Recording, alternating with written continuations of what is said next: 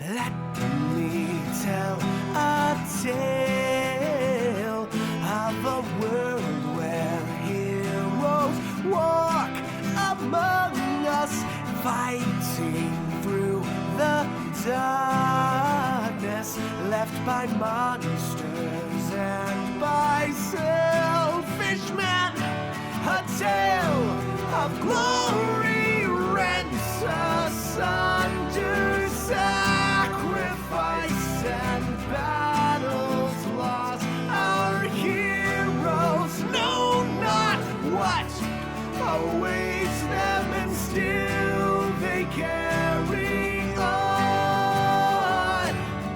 Let me sing a song of a family forged by trials and woe. On their own they falter, but together they will write their own tale of glory rents asunder, sacrifice and battles lost. Our heroes know not what awaits them, and still they carry on. What was rent shall be restored. What was lost now shall be found. The price of valor ever rising, but victory brings new rewards. Tales of glory, might, and wonder, hard-fought battles, treasures won. Our heroes know their fate awaits them, and so they carry on.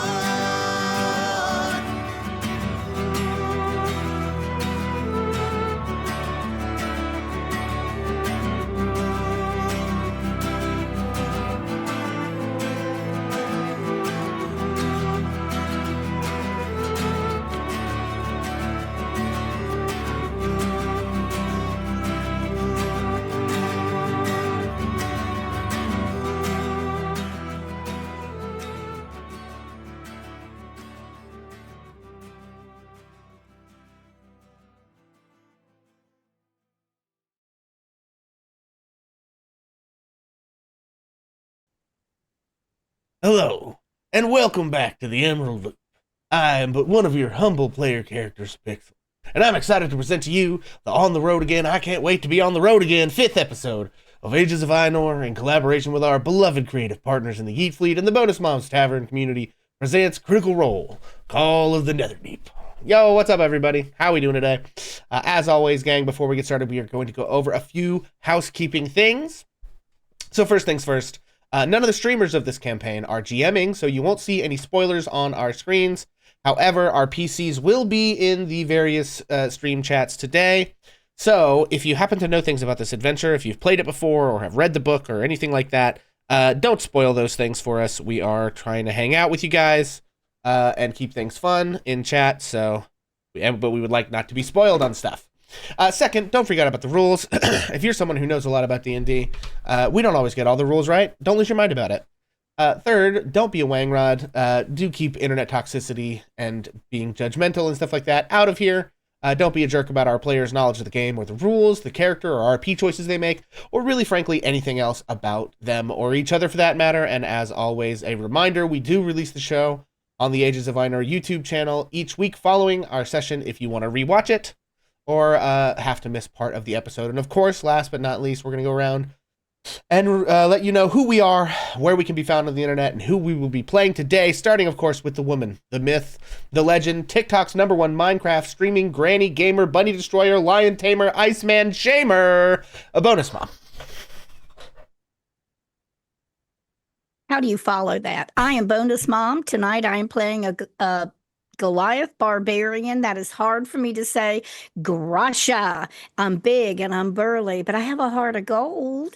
And you can find me right here on TikTok, Bonus Mom 70. I'm here Monday through Friday mornings, and then some afternoons, and then some evenings, and then sometimes at random. So welcome. Glad to be here.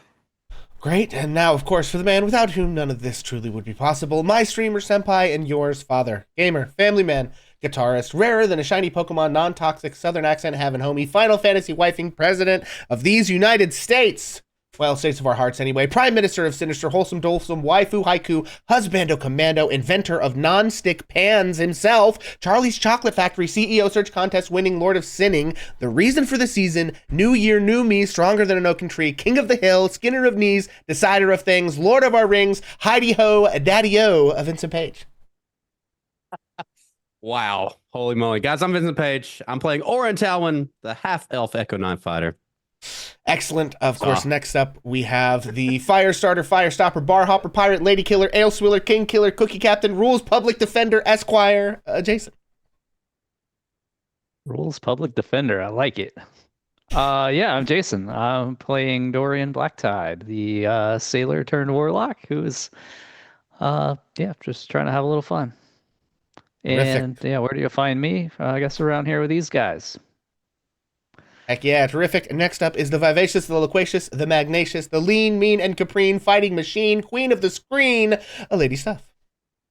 I am Lady Stuff, and I will be playing Rhea, your Twilight cleric of unknown origin.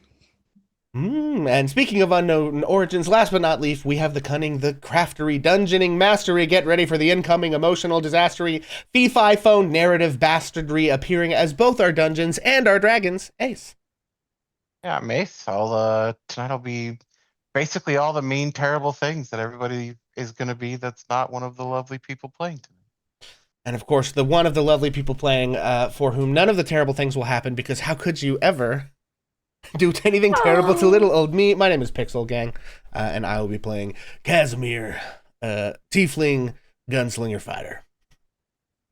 I mean, technically, he's a samurai. The child only a mother could love. And I'll be honest, between you and me, some days it's a struggle. Well, you know, it's the pain that makes us real. So. All right. Well, I guess we'll jump into it. So yeah, quick summary of last time we played. Effectively, we spent a lot of time discussing future plans. The group kind of went around a little bit talking about the next thing they want to tackle. They spent a little time preparing for this journey, doing a little shopping around the city. And at the end of the day, they really just decided that they are going to make for Asarius. Rhea had information that one of the members of the other group was heading that way for some purpose. And so the group was going to set out that way. They decided to take the trail of the Emerald Loop, which is south of Jigao. And they also made the decision to do so at an expedited pace, I believe, is what we decided. We did decide on a fast pace, yes. Yeah, First time in the history of my D&D campaign, we're traveling at a fast pace. They're going to be trying to well. move quick to catch up to them. So we'll see how that pans out for them. Yeah, unless anybody really wants to get into anything before we actually leave the city proper, I think we're gonna get right into a game of Oregon Trail here. I thought we already made our rolls. Yeah, correct. Yeah, we did make some rolls at the end of last session. Yep. Well, and I just want to say that Grasha would absolutely have filled everything she had with every bit of the food she could find anywhere laying around or lying around, as the case might be. So she's bulging everywhere with food particles. Love that. Kind of sums up our whole party. Whoop.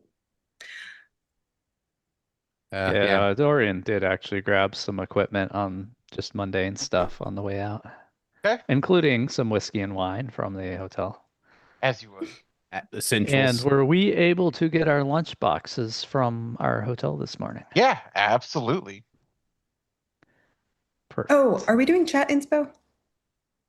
Oh, I did totally forget to ask about that. I do appear to have chat inspiration marked down on my sheet. What about bonus mom? Has chat Yes. inspiration? Okay. VP, Yes. Jason, I do. and Rhea. Nice. I have DM but not chat inspo. DM, but not chat. And then everybody has hit dice waiting to be redeemed as well. It's a new session. Yes. Okay. All right, so we ready to set out? The only other thing is that Ray is going to just go ahead and cast her Vigilant Blessing. This time she's going to cast it on herself. Okay.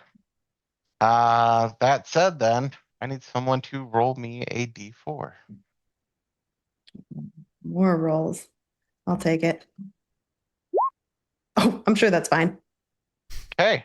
Oh boy. Yeah, That's no. fine. So you guys set out for the first day. The first day leaving Jigao isn't anything all that crazy. As you kind of leave the outskirts of the city, it's like leaving any city, right? Like it slowly kind of dwindles, less and less housing, kind of beaten path still. It's still fairly well traveled, right? This isn't anything that should be incredibly difficult. You guys are moving fairly quickly, so you don't really spend a whole lot of time to sightsee or anything like that. So you guys are just kind of trucking through. That said, you guys make a good bit of progress actually, and will set up camp for the first night. At which point, make sure I have a map here. You guys find a decent little alcove, somewhere kind of cozy that you can set up and find, just a little campfire, nothing too crazy, what have you. You guys, if you haven't already, should, because nothing crazy has happened, but you guys will be able to stop, rest here. My question to you all is, what are your plans as far as long rests and camping for the night?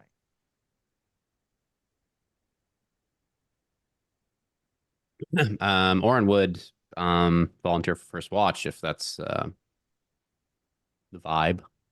Okay. Yeah, probably a good idea to take a shift, so I can do that. Ray is good to take a shift. How many watches are we going to have per night? Do half elves, because you're a half elf, right? Yes. Do they do the half sleep, half The meditate? trance thing's not a thing for them. Yeah, they're immune it. to like magical sleep effects, but they do have to sleep. Okay. I I'm fine with taking a shift too. Yeah. Yeah, whatever. Just how many are we going to have a night? Casimir is more inclined to stay up late than get up early, so he's not Okay. taking last watch. Rhea loves the nighttime, so So, anytime if that he there's can- the moon's out. If Is he can happier, slot so. into one of those first 3 watches. Yeah, How that's many fine. watches? Yeah, How many do we okay. need in a night? Is it 2 or 3? So you would need, assuming you guys rest for, roughly 8 hours, you need at least 2, assuming you break it up into 4 hours. Yeah, Ray is fine taking the watch. I do believe that we're kind of on the cusp of some lunar changes anyways, which is typically a time where she's likes to be up during the night anyways. Yeah, I think you would be under the impression anywhere in the next few days, you should start seeing a second moon. Got it. Here's what I'll say about Cass. If he doesn't, like, he'll take a watch if he has to. He's not going to volunteer. He doesn't wake up early, but he does know how to cook good, like, on the road camp food. I feel like being a person who like lived outdoors and like herded cattle and stuff in his life. So he's not going to be like That the first would be up beans. person. He knows how to cook beans. Sure. But Well, then let's go ahead and flip this over. It sounds like we at least need 2. And if anybody else volunteers for more, then we'll just do it that way. If people volunteer for more, we'll split it up. But if not, that's totally fine. If you prefer nighttime, then I'll take the early hours then. If that works. For RP decisions, I will take the early one then. And so Yeah, to be sure. clear, and only because it's going to be a little more important this time around, the people taking that watch understand you will not get the benefits of a long rest, correct? Correct. Okay. Well, now let's talk about that just a minute here. if we do 4 watches and we all do just 2 hours, do we get a long rest? I mean, arguably you could do 3 watches of 4, which would be, a 12-hour time span, in which case you could cycle enough that everybody would get one. The downside is if we rest for 12 hours, we lose time catching up to Correct. the people. Well, but we can only travel like however many hours a day before we start getting exhaustion, right? Well, that's So the I thing. feel like that may be, not to like get into the nitty gritty of the movement mechanics of 5th edition Dungeons and Dragons, but let's see. The only other thing I will say is that, Rhea, we rested up pretty well before we left. We had all gotten hearty breakfast and everything. So Rhea has no need for a long rest. So if she skips out on it, that's totally fine. Yeah, so the travel pace assumptions in 5e are that we're traveling for 8 hours a day. So we could take a 12-hour rest and fit 8 hours of marching into the next 12 hours. You know what I mean?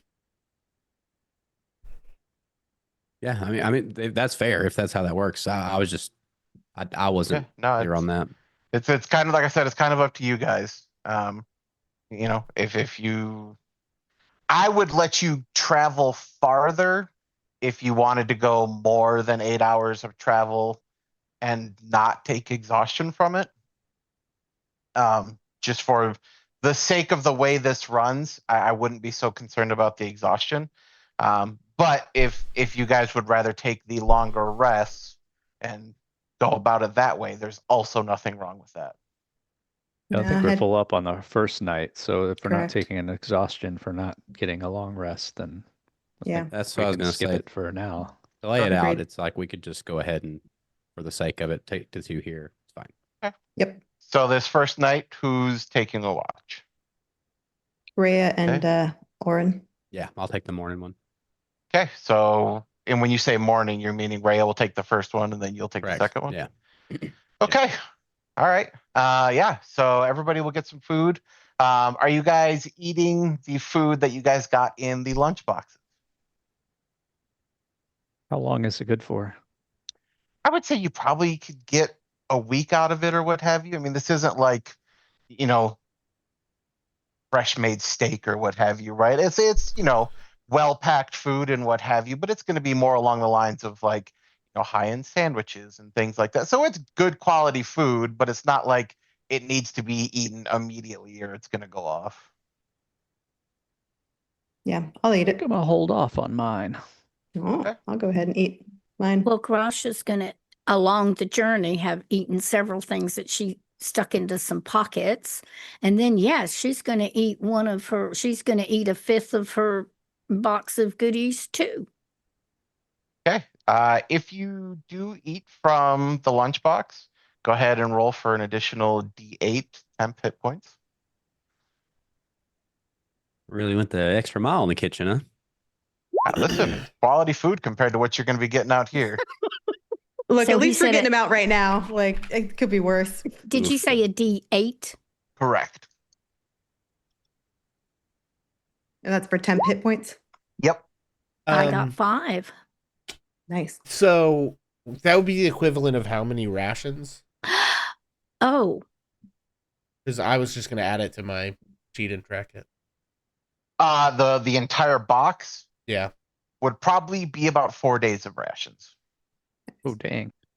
okay. The temporary hit points I already had would have gone away? Yeah, that would last about 24 hours, so these will set you up for the next day. Okay, All right. got Well, it. if that's enough food to last 4 days, then I will say I'm gonna go ahead and start eating that. Yeah. I'll also eat 1 day's worth of that on my first day. And it's a what size? A D8. And I got 5. Ooh, hot diggity. Hell yeah. Has Good. got 8. I ain't gonna be left out. Try keep peer pressure. I mean, I figure eat it while it's fresher. That's Kaz is not one to hold off. He's not much of a what's the word? Defer gratification kind of a guy.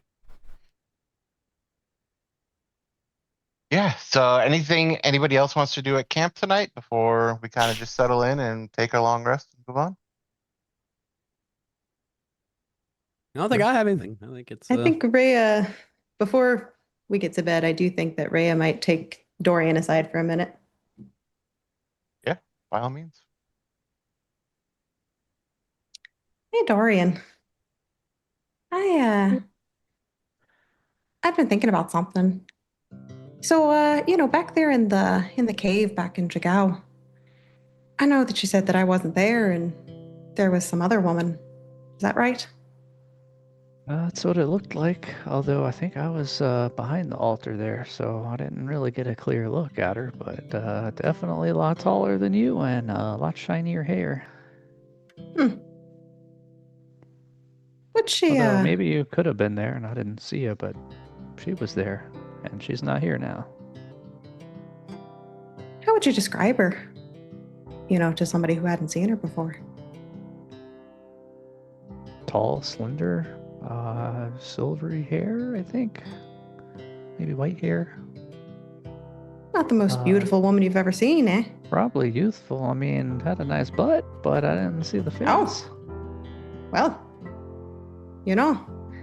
they say a round rump gets you quite across the continent quite easily. Saw them glute muscles.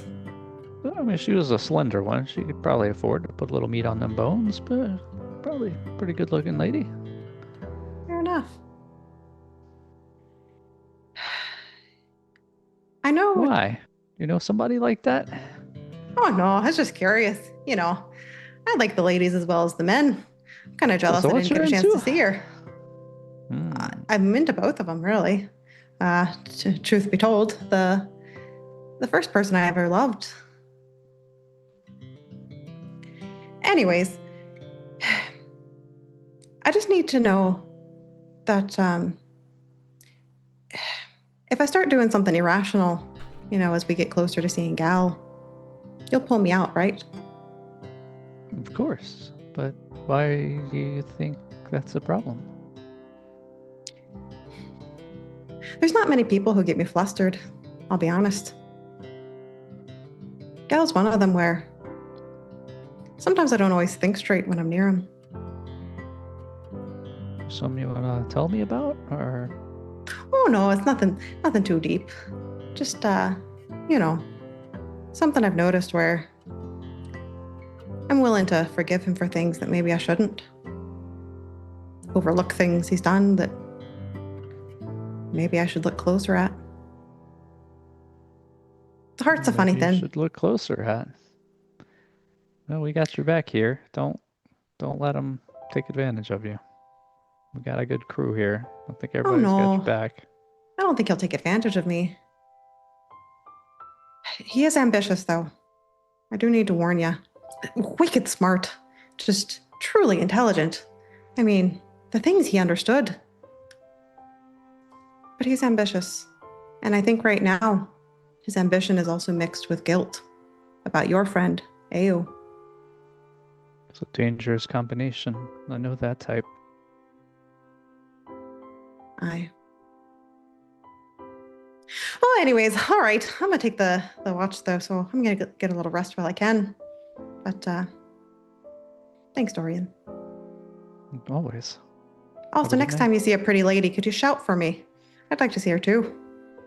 I'll shout your way. Thanks. She'll go to bed. Yeah. Anything else from anybody? Well, Grasha, spread flat out on the ground because, yeah, why not? And, she probably had a few burps before she went to sleep, and there might have been a couple of other emissions tossed around the campfire. She's just got a heart of gold, but she's got a tummy that talks back.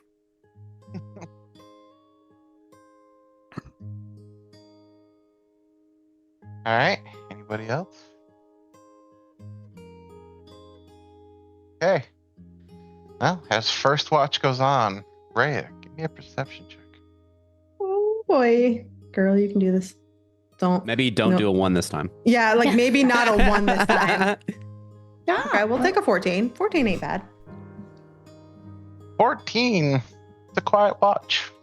Oh God damn it. No, hold on. I swear. Can I burn? I don't like, I'm having flashbacks to what's his face, the poor prince that is still in freaking Kaylin's backpack that we had to carry all over because the first time there was a watch and we didn't perceive something. I swear to God. I mean, if you really want to, you can. I'm not going to tell you I'm no. burning it. While she's burning this inspiration, I just want to take this moment to let people know, if you're new to D&D, it causes trauma, lifelong trauma. And it's great. It's actually great. Don't take that as a derogatory thing. It really is pretty good. Sir That's right, Talavar. I know. Poor man. Please tell me 19's good. 19 is great. And with a 19, it's a pretty quiet watch. I swear to God.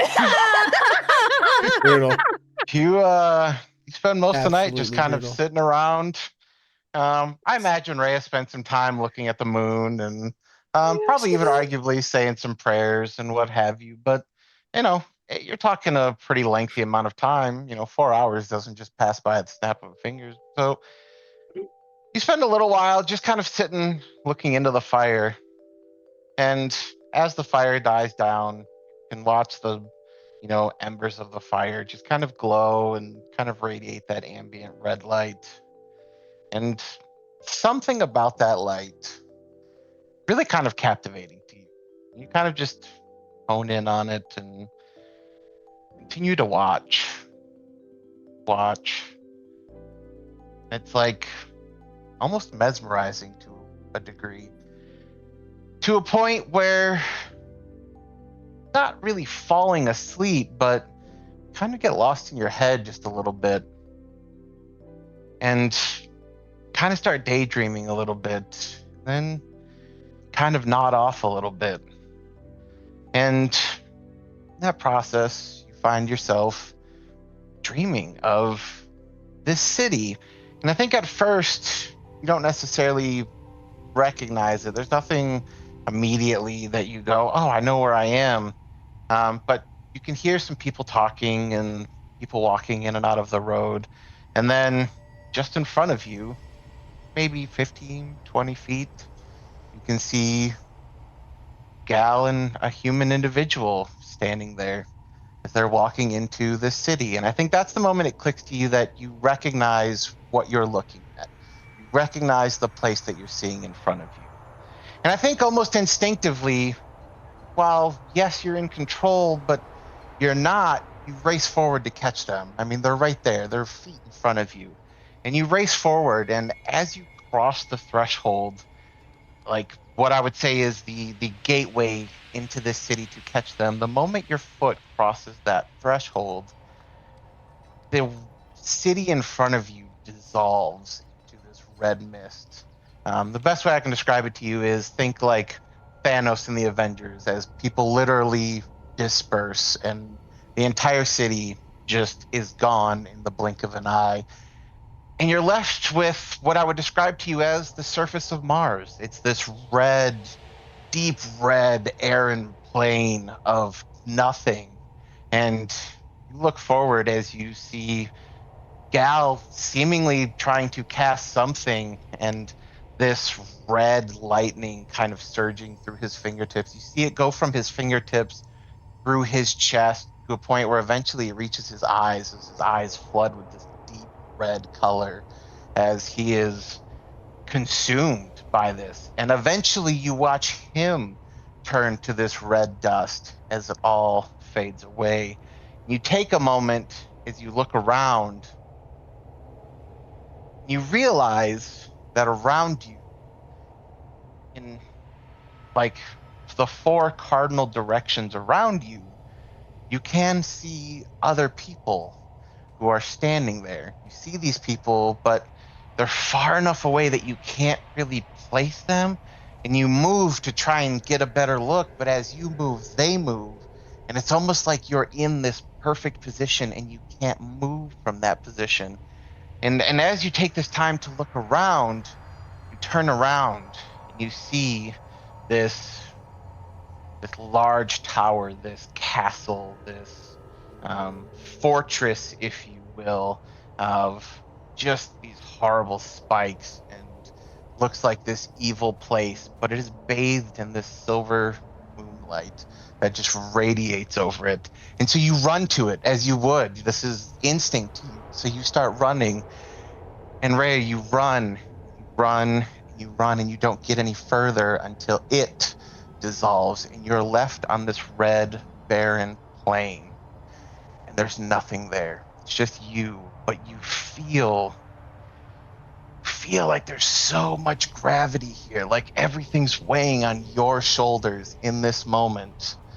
And the rest of you in this moment, I'm going to ask to go ahead and roll me a Constitution saving throw.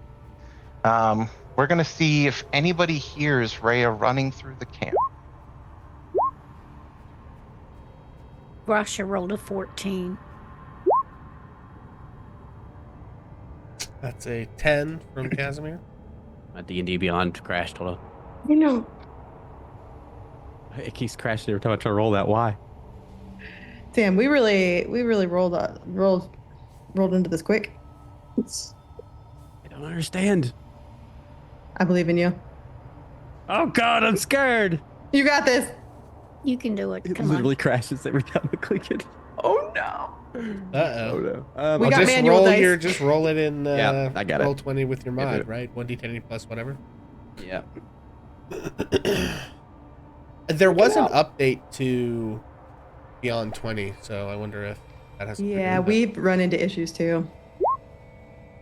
Bruh. Oh. It's a 10. All you right, guys were- goodbye, Rhea. Hey, you guys were looking for a 15 to be woken up by Rhea's small feet. So, for those of you who are looking at the map, Rhea has run off to the side of the camp. And in that moment, Rhea, is when you finally snap awake. And when you do,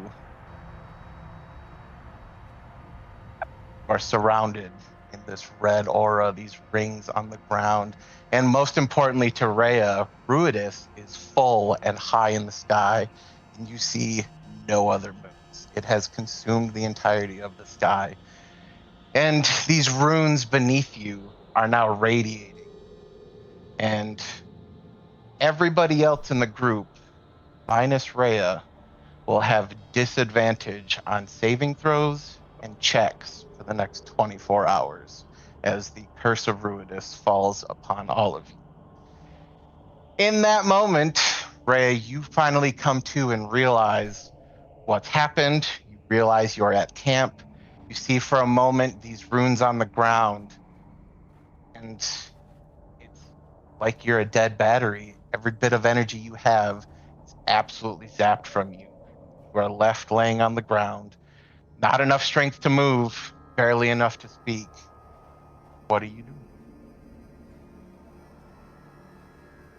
I think even though she can barely move, I think that she kind of like instinctively is like trying to reach her hand up to like grasp at her holy symbol, which is also her locket. And is just saying a couple of things like under her breath, like the light that does not ask to be loved, the shadow that stayed, Lady of Hidden Paths. This soul has wandered too near the edge.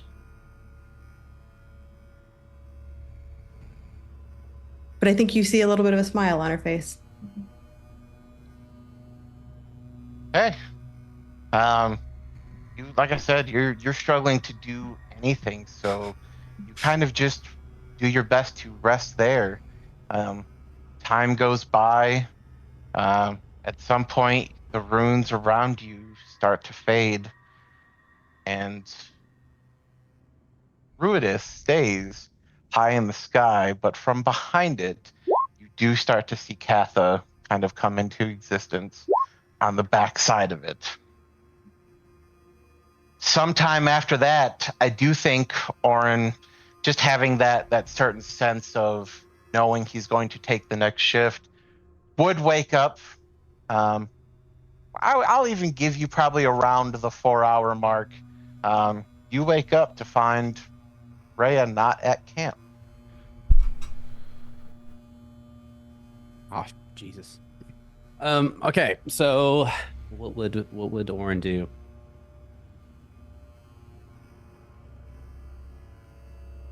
I kind of feel like he would probably not wake up Cass, actually. I think he's gonna go and take a quick look around, and if he doesn't see her from like any of these positions here, like in this like little dip that we have, he probably would wake up Dorian. But I think he would see if he could find her first. Okay. Give me a perception check at disadvantage. See if you Oh, can find her. great. Love it. Let's see if this works. Okay, I don't know why. Okay, no. Wait, because that's going to be disadvantage anyway. I didn't roll it correctly anyway. We're going to burn my inspiration. Now we're going to roll it correctly, dude. Right? Yep. Is that how we do it? Okay. I know how to do this. Don't worry about it. Is that chat inspiration? Yes. I don't know if I know how to roll it with disadvantage. Right click and hit with disadvantage. Ah, there it is. I'm way happier with that. Yeah. Is that nature though? Did I roll nature by accident? Yeah, but it looks like it's the same mod. It's the same roll, yeah. We're fine. Same modifier. So yeah, I do think with a 14, you do notice Ray is, I'm gonna say, for lack of a better term, a lifeless body laying off in the rocks. She is totally alive, to be clear, but she's spent. I mean, she is absolutely exhausted at this point. Okay, I mean, if he sees her, I don't think he would bother. He would probably just run up and she's like unconscious. Not even really unconscious. It is, I mean, literally think the brink of exhaustion, right? Like she just doesn't have the strength to get up. She is, I mean, just fighting to stay awake in most moments. That kind of just level of absolute exhaustion. She's like all the people in that one big auditorium at Louder Than Life. Exactly like that. Oh god. I think you might catch like a couple of words that she's kind of mumbling again, just like kind of out of it, like Lady of Scarlet. The pain become her red love like. Okay, yeah. So I feel like he would kneel down, and I don't feel like y'all know each other well enough that he would like wrap you up, but he probably does like put a hand to your shoulder. Rayo, what happened?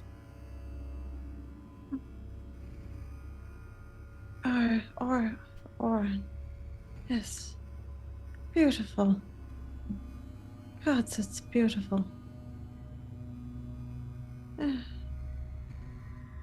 Oh, God. Can you walk? Do I need to bring you back? I don't feel so great. I got to be honest. At that, I feel like he would scoop her up and probably take her back to the campfire. Assuming I'm not trapped in a red ring of death, of course. No, not at all. In fact, and again, to be clear, Orin doesn't even see that. And like when you walk up, it's not like there's etches in the ground. It's not like there's, any indication that any of that even happened other than the fact that Rhea was that far outside of camp. Right. Okay. So again, his thought process, she's kind of talking out of her head. Something's wrong. He's just going to scoop her up and take her back. Yeah, you guys. Assuming she doesn't punch him in the nose for picking her up, I guess. Also. I think she's too weak for that, it sounds like. Yeah, you make it back to camp. I mean, are you just kind of laying her to bed, or what's your go-to here? So the first thing he does is when he approaches, he's going to send his echo out to watch while he kind of helps her, right? So my voice mod is broke again. I have to reinstall it, so that's not going to be a thing. But he would just send his echo out to kind of patrol around the 30 feet radius that it can go right now. And he probably just like leans her up against one of these logs or something and just, what happened? What did you see?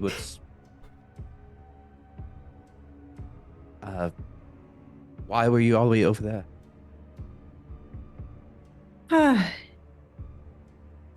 Question for Ace. This is unexpected, right? Oh, yeah. Okay, Like just I making said, sure. you expected to start seeing Ruidus, earliest phases within the next few days. So the fact that it is now full Ruidus and high in the sky, Mhm. I mean, something has very clearly changed. And I think, to be clear, even Orin is thrown off probably by this, because now there's kind of a red hue to the whole area because that moon is dominant, and thus the kind of passive lighting in the area has changed. I think- Before you Okay. reply, just real quick, I do think he also says, "Would you rather me get Dorian or Grasha?" I think we should. I think I and the rest of them should rest. We can talk in the morning. Is there anything I can get you? You look, forgive me, pale. Oh, are you saying my green's not greening like it should? It could be greener. That's a bummer. I forgot to order some more makeup. Well, I can't tell if that's a joke or not, but seriously, do you need help? this combination of like Dorian's this like very, or no, sorry, not Dorian, of Orin being this like super like fact-based person and Rhea like never being serious is like a great thing. It was a joke. I think I just need some rest for now. Maybe if there's any water that's been sitting under the moonlight, though, that might be good. This moon? Are you sure that's a good idea? The light of Kath is out now.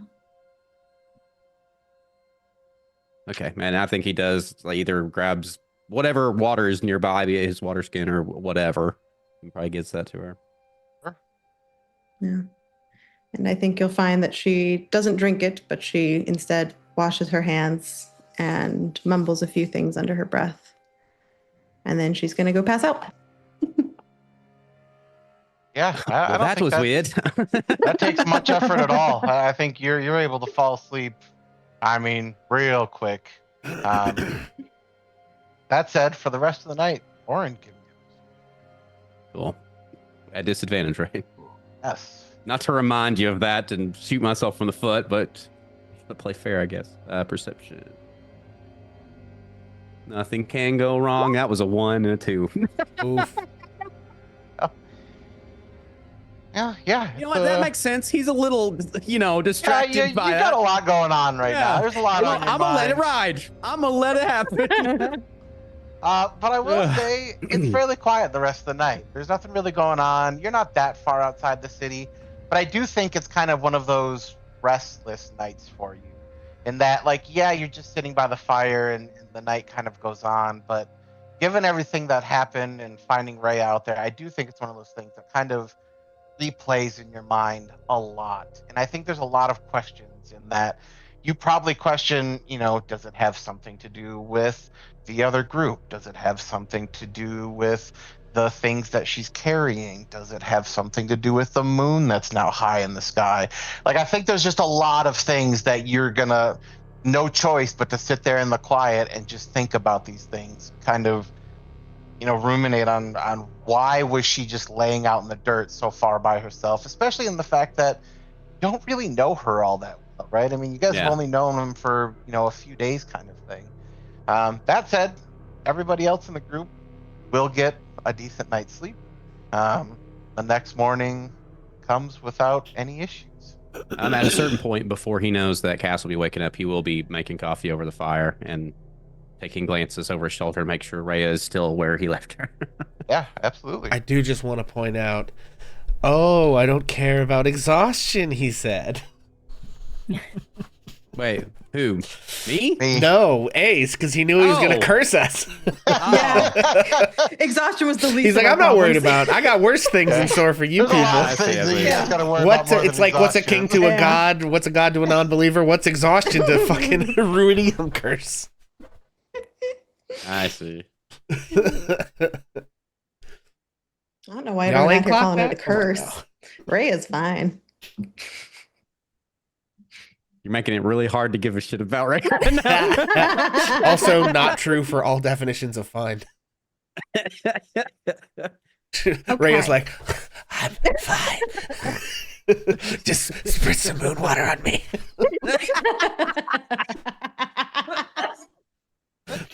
So when I'm sorry. we wake up in just the morning, spritz some moon water on me. Literally the dried out SpongeBob. Yeah, exactly. Sorry, Boswell, please go ahead.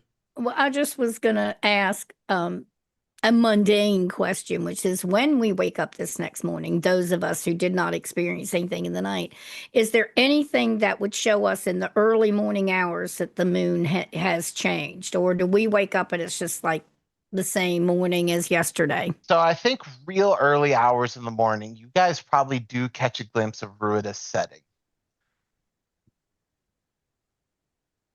And we know And about that, right? Do we like, or yeah, do I need to yeah. roll to see how much I know? And so, well, here's what I will tell you guys is this is just kind of common knowledge across Exandria. And for even for like anybody who's not real familiar with Exandria, Bruidus is this large red moon. It's actually the smaller of the two, but when it's high in the sky, I mean, it looks quite large. But Bruidus is this red moon that is considered to be an ill omen in every facet. Those who are born under the red moon are considered to be cursed and often outcast from the city to the point where, like, young children are just left outside of the city because they are seen as omens, right? Like, they are seen because they were born under the red moon that they are going to bring doom upon a city, kind of thing. So, and people in direct relation to them are also then cast out because, oh, you've given birth to a Ruidus born, and thus they will send you out of the city and want nothing to do with you. And so everything around Ruidus and the red moon, to common knowledge on everybody, is considered just this ill-fated omen that only brings bad luck and everything of that nature.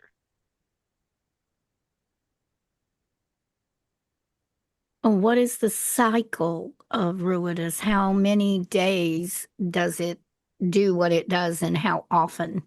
So the largest concern is when Ruidus is high in the sky, i.e., when it is directly above and blocks out Catha, the other moon. That is when people believe that it is truly at its peak of, I'm going to say, malevolence. But like also within that, those who are born on that night are considered to be cursed. Brutus will be in the sky for, I believe it's like a 3-month cycle. I'd have to double check that off the top of my head, but it is like you'll see it for like several months kind of thing. But the real night of concern is that night where it is directly above and blocks out the other. And would we know this morning that there it is, and that must have been last night? Yes, based off of what you can see of it, I think you would have a pretty good idea that that would have happened. And I do also think, even for those of you who don't worship the moon, given the time of year and what you've seen the last few nights, that would be a little concerning to you in that the time just doesn't line up. Like something about that is off. Well, I think when Gracia wakes up, cleans the gunk out of her eyes and looks up and sees that, she says, "Hot damn, how'd that get there?" And she starts looking around over at Oren because she would have known that Oren had the last watch. What happened here last night? Also, real quick, 'cause I just double check myself, it's a 6-month cycle.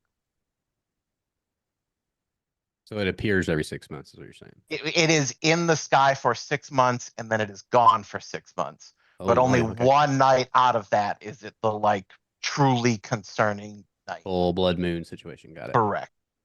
I don't know who else is awake, and obviously I'm assuming that question would be aimed at me anyway. Yeah, when I woke, it had risen, so to speak. Well, it wasn't time for that. And then I think Gracia's looking around to see. I mean, it was a whole night. She knew it was on watch. She's looking for Rhea. What does she see when she's looking for Rhea? I would venture, I mean, maybe cast the exception, but I would venture Rhea's probably the only one still sleeping. I feel like without some other interaction, she's probably just going to take whatever sleep she can. Oh, I think Rasha stumbles over towards Rhea. Rhea, Rhea, my friend, what happened last night? Rhea, are you okay? Oh, good morning. Is it morning yet? Well, it is, Already? but barely. But my goodness, what's happened to you? Oh, you should have seen the other guy. Really? Well, where is he? I'll get on him. It's me. Oh. I'm the other guy, stressed as hell. You did this to her, Oh, sorry, and that was- Grasha is Oh, no. not amused. That Grasha was- is looking at you with daggers in her eyes. Did you hurt her? Did you get up in the middle of the night and do something to her? You better answer me, and you better answer me right now. I And stepped on a Grasha's trap card. getting It was a real little bad. loud. Grasha, I promise. It was only a joke. In fact, if anything, Oren was coming to check on me. Maybe I should get a little food in me first and then. Well, here I got some, and stuff Oh. starts coming out of pockets like a half Pulls a out a roll that fistful she's of taken a grits. bite or two out, a little bit of asparagus, or yeah. Grasha's pulling food out, cold, half eaten, crumbly. We, no offense, Grasha, but we wouldn't happen to have anything a bit warmer right now, would we? Well, I think if I can forgive him and it's all right and everything's hunky dory, Oren's over there making some coffee. You want some of that? Oh, aye, that'd be right lovely. All right, you can redeem yourself, Oren, honey, if you get some coffee over here real quick. And don't be joshing with Grasha early in the morning. Now, I've got a sense of humor, and it's really a good one when I understand what the joke is. But don't you be messing with me early in the morning. And I feel like he brings a cup over and he's like, my apologies. I didn't mean It's all to. right. We're still friends. Here, you want the rest of my roll? Why, thank you. Sure. And they'll take it because he doesn't want to piss her off anymore. He like see a bead of sweat like going down. I wasn't going to eat it anyway. Had them little caraway seeds in there. I really don't like that much. So you just have at it. I did spit a couple of them out. I don't think they went back on the roll, though. I think they're still in my pocket. Okay. Thank you. And then he goes and pours another cup and probably starts to rouse Cass. Yeah. And Kaz sort of like, wakes up. Oh, thanks, babe. Takes the coffee, just takes the roll out of his hand without asking and starts eating it. That's handy because I was not going to eat it. Doesn't even question the bite marks, nothing. Just sort of like, oh, thanks. And I think, like, he doesn't have his hat on yet, and, like, his hair is sort of, like, it kind of knots up around his horns a little bit as he sleeps. It gets, like, tangled, so he has to, like, like, detangle it from the horns and stuff. I think Dorian's going to walk over. Oh, sorry. No, go ahead. Yeah, Dorian's going to walk over, having heard Grasha, and say, did something happen on a watch last night? Oh, aye. It was it's quite an eventful night for what it was. Huh. Once I get a little food in me, I'm just really drained. Yeah, definitely. Get some food. Dorian will pull out his lunchbox and hand over something to Oh Rhea no, there. don't. As I understand it, there's some coffee coming my way, and I don't know, maybe that one makes some nice beans in the morning. Beans are what you want. Go for it. Just something warm would be nice. Well, we got options. Okay. I think she's gonna kind of slowly try and, like with her arms and legs, kind of hobble up a little bit, try and get a little closer to the campfire, sit down. Hey, let me help you with that. Bless your little heart. And I think Grasha will definitely come over, pick you up, and plop you down at the fire. But gently, very gently. Thank you, Grasha. Hey, if I need to help you today, you can ride on my back. I don't mind. I'll carry you in my arms, whatever it takes. We need to get you beefed back up on, girl. That's mighty fine. I Is just Casimir working towards anything to eat since he Yeah, said he I mean, I might? think he's like stirring up the remnants of the fire to try to get it warm enough to, cook whatever rations we have that are at least reheatable while he sort of like sips on the coffee. If Krasha has pocketed any like rolls of bologna or, sausages or whatever, I think she's gonna kind of just poke him in the edge of the fire that he's stoking up a little bit. Not worried about the cinders or anything, just sticking those in there where they'll be warmed by the fire. Yeah. And I think like Cass is not very observant first thing in the morning. So sort of like as he's, cooking this, he's on autopilot at that point, but he just sort of like blearily look over at Rhea and kind of, look over to Orin and be like, what's wrong with her? Normally she's all like, real big energy. what? 10 out of 10 impression. Meanwhile, Phantom Orin is just patrolling the camp. It's in Oh, German yeah. Shepherd mode. It kind of did take. It's fine. We'll do this later. I was gonna be like. I was gonna describe which version whenever we took watch, but it's fine. To be honest, I have no idea. I think hearing your voice, Rhea, finally, she's been just kind of like staring into the fire, and she kind of pops up. She goes, Orin, tell me, was your watch all right last night? I mean, it may have been a bit distracted, but I suppose so. Did you spend any time, looking into the fire here? Any experiences? Outside of stress, no. Oh, okay. Well, funny thing. I don't know how much you all track the moon cycles and all, but seeing as how my lady is goddess of the moon, we track them quite closely, and the red one wasn't supposed to be quite so red as it is in the sky, and we remember how we talked about that vision everyone saw in the cave. The closest thing I can explain is I had another one of those. It's different, but I think I've seen the tower. The tower we're supposed to be going to after we meet up with Gal and them. Let me tell you, that's not a good tower. And as a city, Gal and the human, they were walking into it. And did you say that I did recognize the city by the end? Yeah, I think based on the fact that you kind of saw them heading there, you could kind of overhear people talking. I do think you pieced together that that was Sarius, and it was like the moment that you crossed the threshold into the city, everything kind of strayed. Yeah. I can tell you this though, they're definitely in Asarius.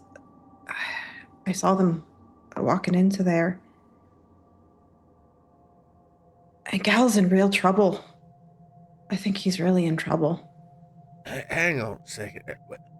You said there's a tower that's a bad tower, but isn't that in another city? Was that in the same city, or you saw two cities? No, I saw several places. Okay. And was this like, you think you were seeing something that was happening contemporaneously, or a vision of the future? Are you the ghost of Christmas present or Christmas future? What's Oh, Christmas? that don't make no sense to you. Was this a premonition or a clairvoyance? I truly couldn't tell you. I gotta be honest. That's right. Cass has read A Christmas Carol. That's canon now, folks. Mm-hmm. Yep. I truly couldn't tell you. All I can say is that it was this tower or castle or fortress, and it was surrounded in spikes. It was bathed in moonlight. silver moonlight. I don't know. It certainly felt like that evil tower that we're supposed to be going to. Or was that a bad feeling or a good feeling when it was bathed in silver light? Oh, the silver moonlight was quite comforting, I think, especially compared to the horrible spikes.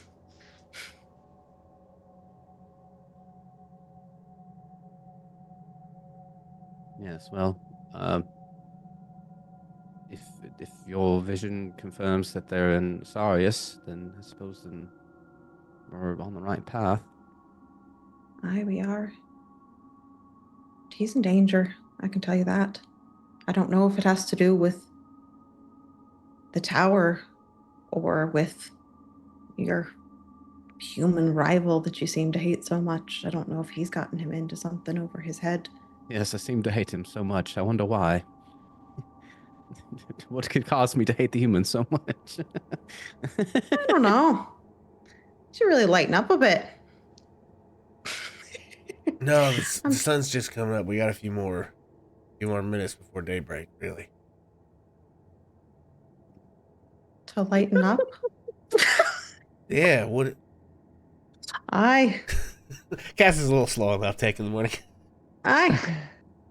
Grasha starts to dig around for her sausages and whatever little bits and pieces, and she's gonna blow the cinders off and the ash and whatever, and say, "Anybody want some of my sausages?" Oh, that sounds lovely. She takes her, she kind of rubs it off a little bit more since it's for Rhea and hands it over. She does, however, I have to admit, give Rhea the smallest one. But she still has 3 or 4 and looks around to the rest of the crowd to see if she can share any sausages. I think Rhea sees it and goes, I see what you did there. I like you for it. I respect it. I like you too. I did from the very, very first time. Same goes for you. But I'm sorry you had such a bad night and you're so tired. Anybody else want a sausage? And she starts to eat them. She's not really waiting for anybody to say yes. How are you all feeling this morning? Oh, I I feel feel great. great. I had a good night's sleep. Oh, I'm good. ready to roar. Good. I'm glad to hear that. Yeah, I guess DM, how are we feeling? Do we know that we've been cursed? Do we Yeah, feel any different, or guys feel fine.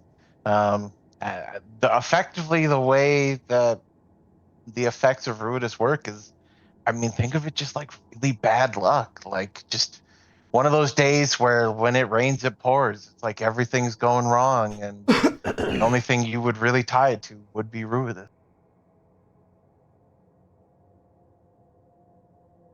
Well, we know we're on the right path, so that's a good thing. We all were up early enough to see it still setting in the sky. Is that right? Yeah, I think you would see enough of it setting that you would at least know that it was there. Like, I mean, that was definitely a factual thing. I think as a sailor superstition, Dorian might share that as a bad omen. What's a bad omen? that I don't? What do you call that thing? Ruidus, Ruinous? the red moon.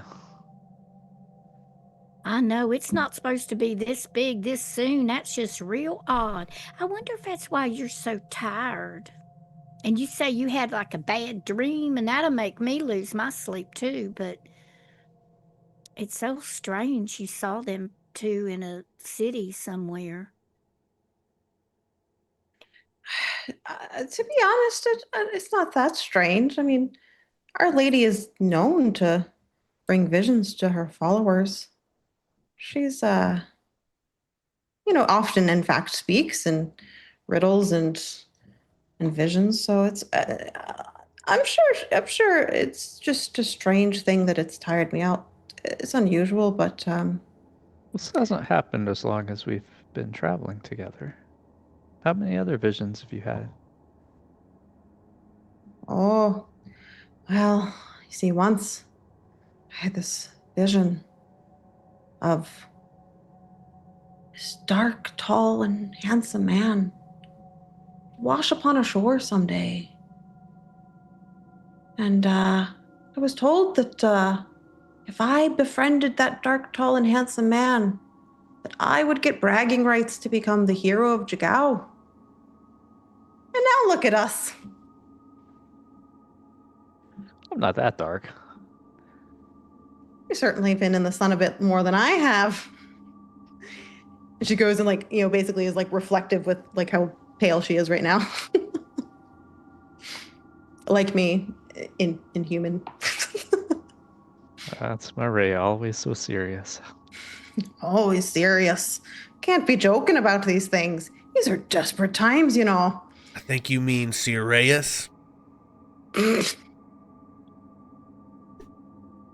yeah, I get that. This one. Now you're talking my kind of humor. I got that. Yes, I did. And then Cass goes to give Grasha a high five. I know Stuff made that face, but Rhea loved it. Grasha would have put her entire happiness behind that high five. How'd that go for Kaz? I don't know. We both have disadvantage, so probably not well for either of us. We probably miss and hit each other. Yeah, I was just gonna say, I feel like it's one of those high fives where you just miss entirely and both kind of go. Whiff. And I think that's the first moment that even the two of you both think like, how did I miss a high five? Like what just happened? Bad omen. Oh boy. So we gonna eat them beans, or we gonna look at it? And we gotta get going, guys. And even though she's eating all of her sausages, she's ready for some beans or whatever it was that Kaz fixed. Yeah, I don't know. It's kind of up to Ace as to what I Yeah, have I access imagine to. you guys would have probably got some beans. I mean, like easily, travel kind of thing that, they stay good pretty easy. I think you would probably have some stuff for at least the first few nights. We're just leaning into this whole cowboy Okay, so that's another one of adventure our, here. Yeah. another one. Okay, of our I also moments. I'm gonna have to set up a reminder for myself that clerics after long rest can switch out their spells, because I forgot to do that before we left on this adventure. Anyways. Well, I feel like while everybody's sitting around joking and doing all that mess, Oren starts stress packing up the camp. Just joking's not hitting right. He's gonna start cleaning this stuff up, packing all the camping gear up. I think Dorian will step in and help with that. I think Ray is literally just going to sit and stare at the fire all morning.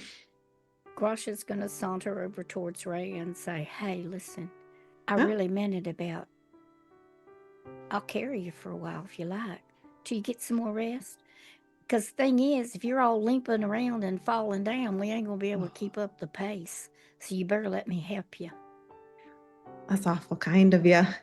I got this neat little trick here. She's going to open up the locket, and Rowlin will pop out. Nothing actually. No, you Yeah. took Rowlin?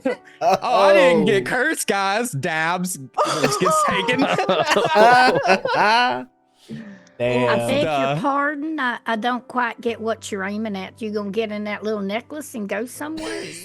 She is shook. My Oh, goodness, you look Rowan. funny. No, yeah, Rhea and Stuff have the same face about right now. And I think she's gonna keep like a Pokeball where she just keeps closing it and opening it, yeah. She just keeps trying. And she's gonna start saying things under her breath and saying little prayers. And you can see she's getting more and more desperate. And notably, I think this is the first time that when you pray, it's like this cold sensation. Like for the first time, Rhea is just truly alone. Took us 5 sessions, y'all, before he took away my god. Oh no. Damn. What's a god to a dungeon master? Grasha's very confused watching you go through all this. She's just kind of watching and frowning. No. Okay. Okay, so,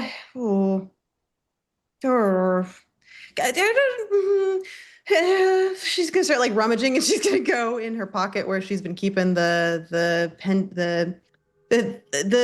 Infinity Stone, yeah. the Infinity Stone, the jewel of 3 prayers, And she's gonna, one, make sure she has it, I guess, and then like two, look at it and be like, "Are you still there?" Yeah, and I think actually as you hold Oh it, God! Oh damn you it! do like genuinely, you can feel that same warmth and connection that you've always had, but like it's small, it's very limited. It's like you know it's there, like I'm gonna say almost like leftovers in within this thing. Like you know it's there, but it's not what it was. Oh no! Oh, hey, Grasha, Yeah. you want to hold this for a minute and just tell me how you feel? Well, all right. And Grasha reaches out to take it. Yeah, and I think when Grasha, when you take it, I mean to you it's a piece of metal. I mean, I think without being a real religious or even magical person, I think to you it's like any other piece of jewelry. Well, I think it's real pretty and it's a nice little medal. And I don't care much for jewelry or whatever. Although I really do like my badge that I have that was a reward from the princess for all my good service. Okay, not to be rude, but I got to. She's gonna grab it from me in the mid sentence. Well, dang. she, I wasn't gonna keep it. oh, Ray is so not me. And then she's gonna go up to Dorian and she's basically gonna shove it on Dorian and go, Dorian, you feel anything when you hold this? Do I? Oh, right. Dorian, it's a piece of metal. No, nothing at all. Can I Think- make an Arcana check? Yeah, I think you can make an Arcana check. Although that's with disadvantage, so this is Yeah. gonna go This'll be great. It'll be All fine. right, we got an 8. And before Yeah, the entirety I do of think- Bonus Mom's TikTok stream cancel stuff for I interrupting know Bonus I'm Mom. about to get canceled on TikTok. You just ripped that necklace. You may not want to check the TikTok chat. I'm not looking at it. I don't know what's. I do think with an Sorry, I 8, really you love can her. tell there's a magic nature about it. Anything more than that is kind of like it's any other magical item, right? There's something special about it. What it is, not really sure. Yeah, seems kind of magic, but I don't know what it does. Okay, no, this isn't good, Dorian. This is really not good. You have never, ever, ever seen Rhea like this. Like Whoa. she's not. She's What's wrong? spinning out. What's wrong? Here. Okay, so you know what, Pixel, you hush. The image in there. What are you over there watching the TikTok Yeah, chat? I'm watching it now. Oh, Pixel. Pixel is instigating. I'm inciting the mob. Oh no! Oh God. Dorian. Dorian, I'm the cleric. I'm the cleric. I'm supposed to protect you. I'm supposed to protect you. I'm supposed to keep you all safe. And the way I do that is with my goddess. You know, this one I've been talking about so much, the Moon Weaver, Our Lady of Light, beautiful lady of silver paths who would never abandon me. I think she's gone. And I don't know what I've Dorian. done. Lauren's gonna kneel down to be closer to her height and just pull her in. Say it's okay. I don't know what's going on, but it's gonna be okay. There's no way she abandoned you. Did I abandon her? Is it? It had to have been me. She doesn't abandon people. That's not what she does. At all. This doesn't make sense. Why But would I she think send you all these I- visions and then abandon you? It's complicated. It's very complicated. But it doesn't make sense. It's two parts of the whole. I've seen all parts of her and I've loved all parts of her. It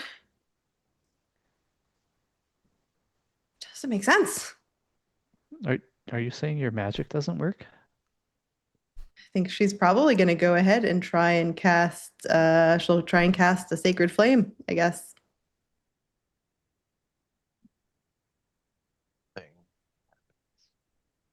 What happens? Yeah, that didn't come across, buddy. Sorry, I kind of heard it yeah, very. it is absolutely nothing. Every action to you is the same. Every urge to you is the same. That muscle memory's there, and nothing. Dorian's gonna try to Yes. prestidigitate a little flame. Yeah, and you have absolutely no problems. Oh man. Seeing this across the way, Cass is going to use his innate thaumaturgy to make the what's left of the fire glow a little bit of a different color. Oh my God. If you make the fire glow a different color, she is actually going to say, everyone step back right now. I mean, he's testing it, and it does have a verbal component, so I think I it's know. obvious what he's doing. But No, I think she's literally going to like push Dorian farther away from the fire and be like, you, what have you done? Hey, what's happening here? Grasha's starting to get upset. She's gone up a notch. She's looking around. I ain't never seen nothing like this. She looks over at Dorian and says, does she do this all the time? I've never seen this part of her before, but this ain't No, right. no. Honey, you need to No. calm down. There's This is something wrong with different. that fire. I looked into the fire last night, and next thing I know, I can't reach her. And if I can't reach her, I can't help you on this. I'm meant to be your cleric. I'm meant to be there and help. I can't even cast a sacred flame right now.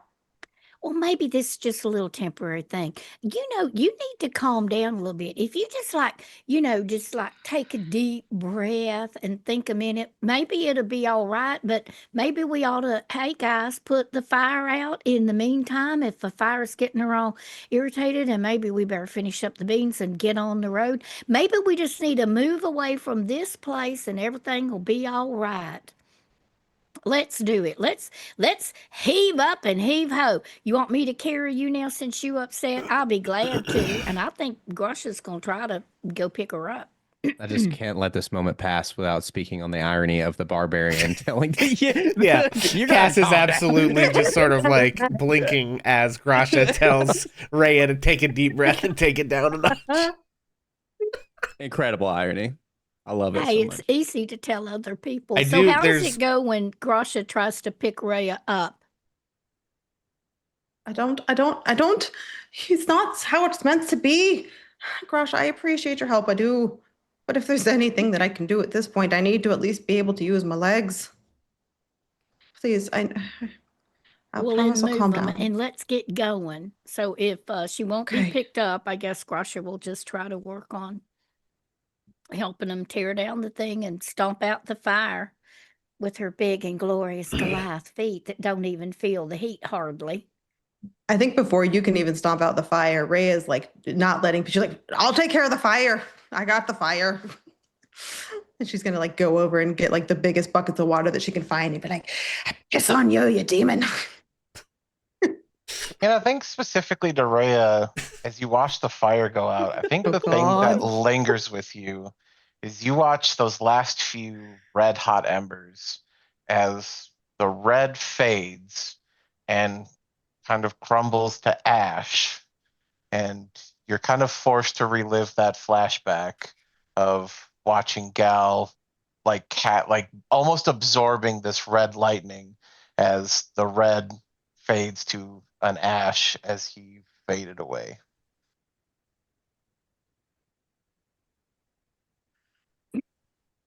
I think she's gonna clutch the necklace and kind of like look down on it like really sadly, actually take it off of her,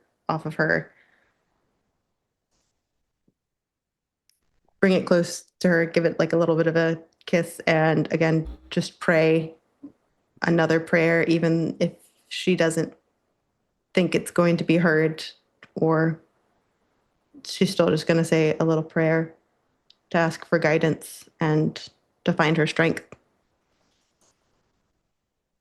Yeah.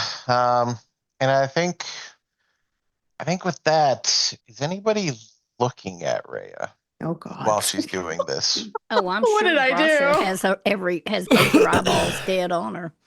Yeah, I think Dorian's keeping an eye on her. Yeah, so what I'm gonna I don't have think Cass anybody who thinks they would be looking that way, I'm gonna have you roll me a perception check. It will be at disadvantage. However, it's not going to be that difficult of a check. She's right there in front of you. I think it's fair to say that. Well, Damn.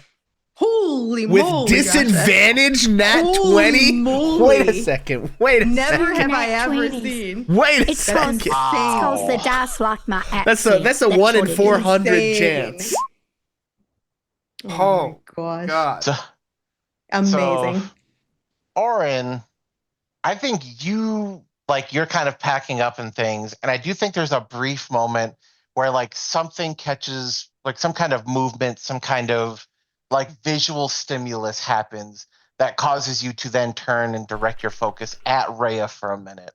However, Rasha, there's a split second where when Rhea is praying, you can see these inclinations, these bits of her skin that actively turns red. It's a real faint red, but it's for seconds and then it fades away.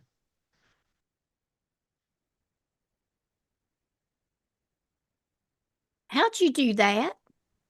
How'd you turn red when you were like mumbling to yourself? What was that? Huh? And then I think she's going to look at her hands real quick. You turned red. Now, it didn't last real long and it wasn't a real bright red or nothing, but you turned red. That's really interesting because, you're kind of a funny color to start with, but it looks nice on you. I promise I calmed down. My blood pressure's down, I promise. Do you mean like red flushed?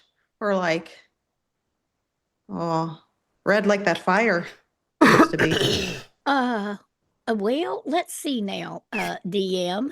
How did I perceive that? Yeah, I wouldn't say it as like flush because it wasn't just in her cheeks, right? It was any exposed skin. So backs of her hands, things like that. That I think that's kind of the part that really caught your attention. And like I said, it was moments, right? It was gone in the blink of an eye, but it was definitely a red color that you noticed. No, it wasn't no flush. You just pretty much turned red. You like blinked in red and then blinked out back to your sweet little green, which I do say is a little bit off today.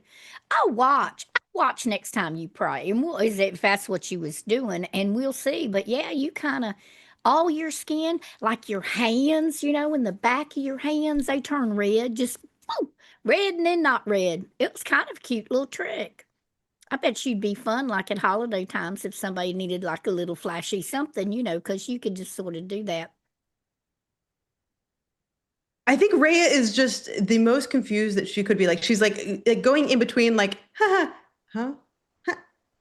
She's like going in between like amused and slightly like, oh, that's kind of cool. And also like, what the fuck? Like, what is going on? I couldn't. I don't. It doesn't make sense. Truly, I couldn't. I couldn't tell again. And I do think though that the first thing she is going to do though is look up in the sky and see like. I'm guessing the sun's up now, right? Sure is. Okay, I truly couldn't tell you, honestly. I'm really out of theories at this point. Never was the smartest one around, but even my wisdom seems to be coming up short today. So let's just say we get on the road and who knows? Life's funny, isn't it? Also, watch your own backs, apparently, because it looks like I won't be healing you. All right. I'm tough. I can take it. Let's go, everybody. Okay, great. One last thing I just wanted to interject as Oren is like stress packing up the camp. He finds that after he got up to go sit on watch, that like in Cass's little part of the pile of the sleeping arrangements in the tent or whatever, that like his like one of his shirts was thrown over his pillow and Cass was sort of like sleeping like next, like holding it or whatever. So instead of like two pillows side by side, one pillow has like a shirt on it and is like sideways and sort of like next to Cass's stuff. Incredible. And I just wanted that little vignette as Cass is like, doing stuff with the, packing up the remnants of the fire, and then Oren is cleaning up the tent. All right. So I guess I'll kind of pitch this to the group. We do have one thing immediately after this. Do we want to take a break now, or do we want to do that and then take? I'm fine either Jason- way. Jason had to let the dog out already. I just took a break, so I'm good. Okay. All right. I'm Well, also fine either way. I Yeah. cool. don't need So, well, anything. this kind of leads right into the next thing. Okay, let's do it. Let's as go. you guys are heading out, you guys do kind of make some headway, leaving camp. But before too long, you guys can hear some screaming off in the distance. Oh, Jesus Christ. And it's kind of a smaller, faint voice as you guys come upon this scene.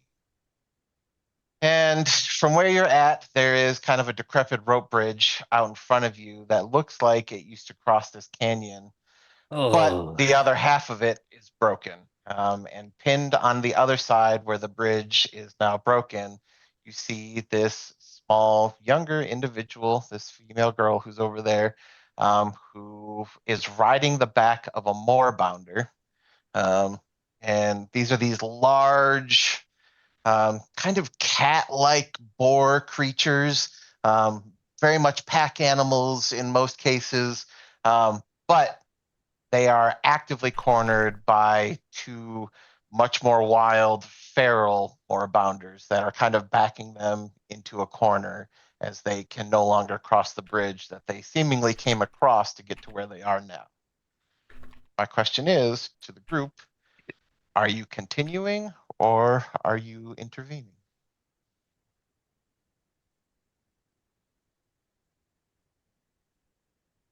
I mean, Orin cannot not intervene. I'm just gonna be really straight up with you right now. Yeah, let's help. She needs some help, it looks like. Just point of clarification: is this a bridge we have to cross to go where we're going, or we It is could just not. okay? We You could just carry in on. fact, it's theoretically. almost a Okay. little bit out of your way. Now, obviously, we're only talking, a few hundred feet or what have you, but like arguably, you guys would just keep going the other way and move on with your lives. Okay. I mean, I'm just sort of mostly I'm just asking because if this rickety bridge that I'm looking at breaks, it doesn't mean that we can't get where we're going. So. No. But yeah, I mean, if Warren's jumping down to help or jumping in to help, then Cass is unslinging his weapons. Well, I think Grasha's going to look at this situation, this canyon, this thing. Grasha's a Goliath. Is there anything that Grasha thinks that they could do to get over there without the bridge? Because I'm looking at a flat picture, so I don't know if it is it 100 feet deep or 8 feet So deep. down-wise, you're probably talking about 80 feet down as far as the canyon goes. How many? About 80. 80. Okay. So, and then from the part of the bridge that's broken to the other part, you're probably talking about a 30-foot gap.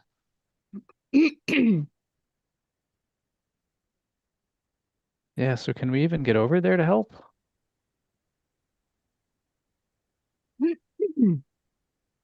I mean, Well, Grasha, I'm happy to fight the Moribunder.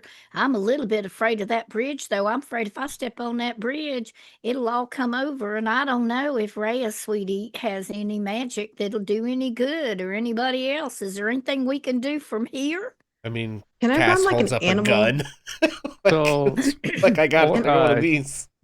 Dorian's gonna start blasting. We're not sit through a conversation deciding what we should do. If we're talking, then Dorian is blasting every 6 seconds or however fast he can. So anyway, I started blasting. Yeah, also Casimir would start blasting. Yeah. So I guess so. My next point of clarification then is: are you guys shooting at them, or like kind of what is your general strategy? We're blasted. I mean, Shoot yeah, me. I'd You're be trying to shooting at hit the other moorbonders. Mm-hmm. Okay. I mean, I don't. Yeah, nothing in this immediate setup leads me to believe that that's not the right course of action. So, Okay. Yeah. I think Grasha's just stymied for not being able to do anything. I think mean, they're not- Ray is just trying to they're run not like an close animal enough. handling to see if she knows anything about the Moorbunders. Yeah. Go ahead and roll for me. I will be at disadvantage. Ah, dang it. Okay. It didn't hurt Grasha. Well, it hurt me. You know, Nine. I do have just one question, and this is my Oh, it only didn't go. question before I start shooting as well. It was How a 9 far though. do you think Grosha could throw a person?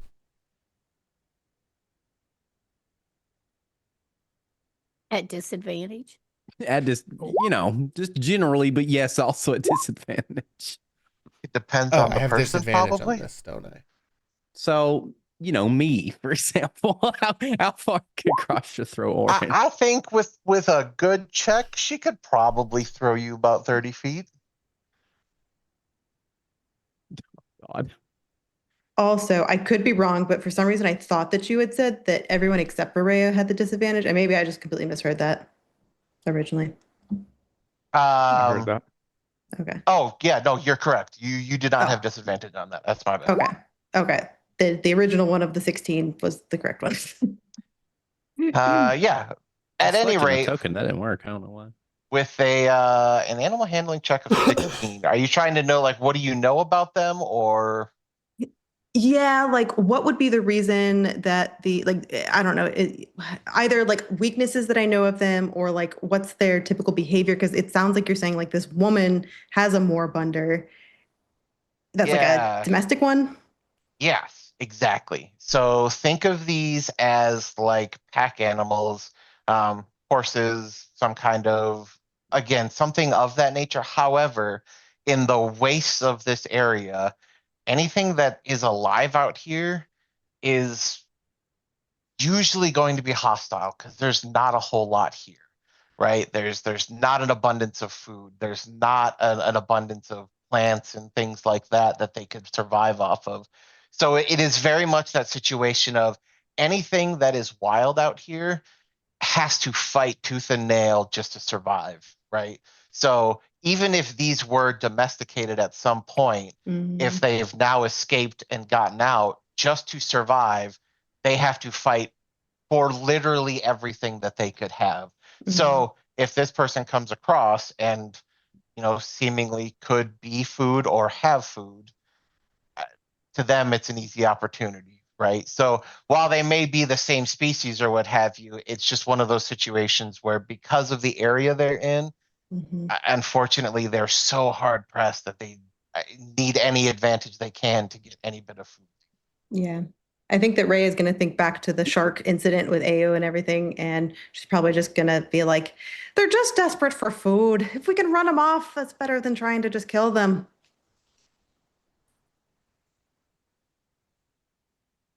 And then I guess we're doing initiative. Cass is cocking the hammer on his revolver as that comes out of the mouth. And before, I think if I have a chance, before advantage or not advantage, I read the word and said it. Before initiative starts, I think Orin be like, Rosha, do you think you can help me get across the gap? Well, you mean like throw you? Like I run, you launch me. Yes. Do a launch?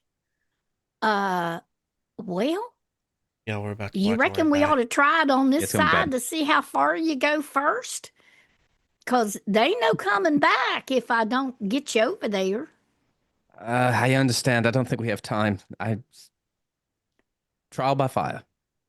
Okay, has Grasha ever thrown a person anywhere that she I would feel have an like with idea? Brasha's nature, you probably wouldn't have actively tried that. I'll do it if you want, but I don't want that guy turning that thing on me if we don't make it. Anybody got anything that can help him if he starts to not make it? Uh, while they're discussing that, I do know Cass and Dorian said you guys are going to open fire, so feel free to roll your attacks. Okay. Just kind of direct me which one of these two you're shooting at. And disadvantage? Yes. Well, if I think So the one in front is friendly, right? This is the one that she's riding. Yes, the closest one here is friendly. oh yeah, I don't know what I was. And am I It is. correct when I see that there is a ledge that sticks out a ways down? Yeah, so there's a ledge here, and where you guys are here, there is a drop of, I'm going to say about 30 feet, where this one's not quite as bad as it would be out here. Well, you tell me yay or nay. I'm either going or I ain't while they're shooting. And then, Yeah, I mean, so Warren's intention would be to get up here and then basically run from here and launch himself out of Grash's hands and try to get across. That's the whole goal for me. well, if he's hell bent on it, Grosh is going to do it. So I'm going to give Dorian and Cass effectively what is mechanically going to work as a surprise round. So Dorian, an 11 does not hit. However, a 16 does. Huzzah. So go ahead and roll for some damage there.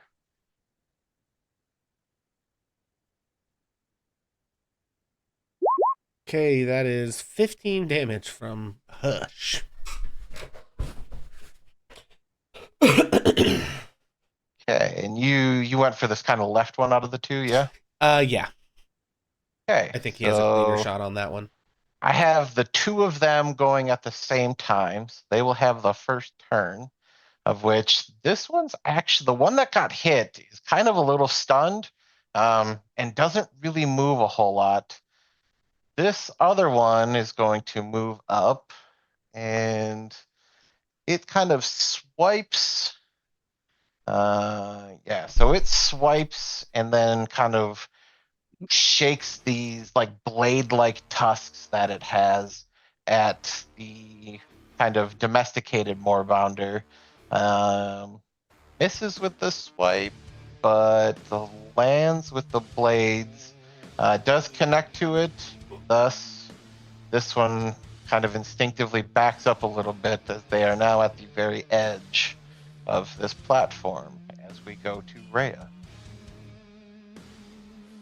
How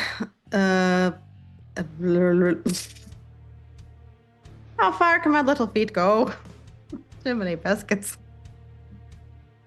Supposing, you know what, she's just... I don't know.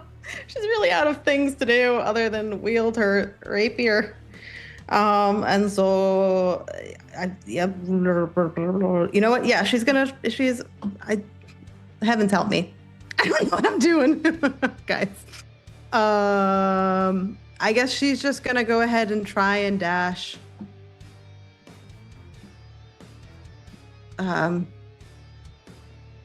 What's the easiest way that's gonna require the least amount of athletics to get across?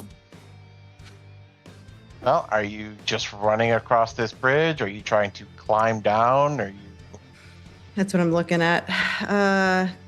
Because I'm guessing the bridge is going to be hard once you get to that point. Then it's like, otherwise I could like try and climb down to get to this branch thing. Son of a gun. I'm really in a bad spot without having any magic to use as a cleric. Yeah, I guess I'll just go ahead and try and dash with so that would give me 60 feet of movement to dash. So that I don't know what the scrambling down the 35 feet, and then I could get another 20 maybe if I can cross the river. Okay, so just so I'm clear, you're going to kind of go down to the middle platform here, and then down to the next level. Correct. So I think down both of them using a dash action, I think you could pretty easily, the way these, I guess I don't want to call them walls, but the way the kind of surface is here, think of like shale. So it's like almost layered levels of like rock that I think if you took the time, it almost acts as a ladder, right? So like, yes, you have to take the time to climb all the way down. However, it's not like rock climbing in that you really have to struggle. It's just something you have to do. So I will say, I think in that time frame, you can just make it to the bottom of the river, and that's using your full movement with a dash. And again, I think that gets you there safely without too much effort or anything like that. That unless there's anything else, that'll take us to Cass. Is Grasha in the turn order? I'm not seeing her. Well, the only thing that Grasha would just think that she could do is dash down that bridge and hope the whole bridge doesn't fall. Right. Well, I was just saying I don't see you in the turn order. Yeah, I do not. Oh, well, I didn't roll. Oh, Is that okay. why? Yep, that'd be That'll it. do it. Do it. Yeah. Yeah, if you click I was on your looking at everybody else's roll. Okay. You click on your initiative. token I first. just lost initiative. I think you gotta click your At the token. top Yeah, middle, there kind you of go. your under your proficiency bonus, beside your skills, near your armor class. Top middle.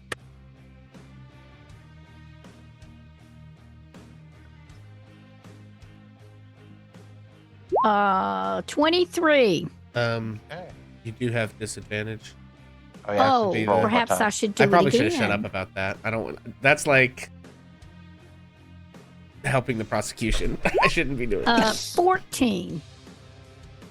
Well, So Grosh is at 14. That puts Grasha right now. Yep. Perfect. Good time to catch I'm it. so sorry. I just, you said surprise round, and in my brain, I was still in the surprise round. Grasha would attempt to run to the end of that bridge, which is 60 feet, which is what she can do and dash for the first time because that's what Oren told her to do. Does she make it? An Does the- acrobatics check at disadvantage. Oh Oh, boy. Jesus.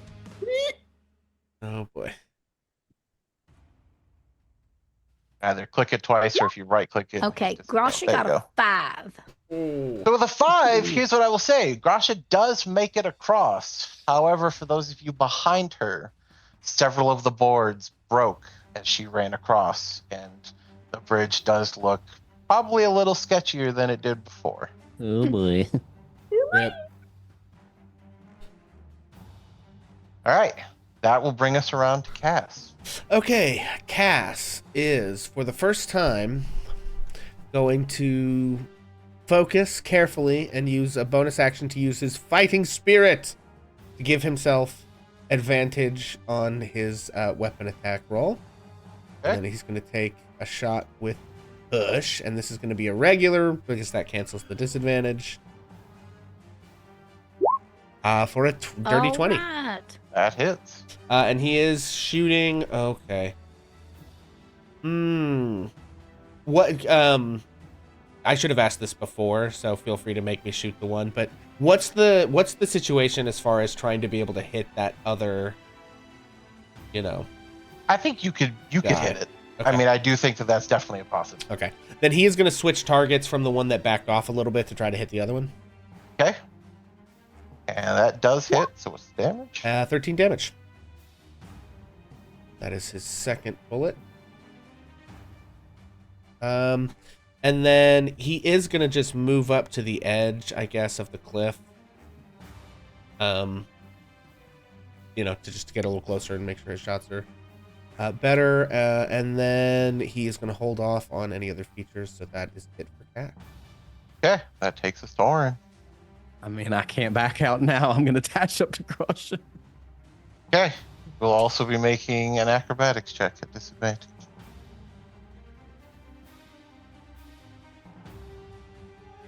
Okay. It's a 15. Okay, with a 15, as you dash across this bridge, you do make it to the other side. However, several more of those boards have broke as you run past. Thus, the bridge looks probably even sketchier for the next person to be coming across.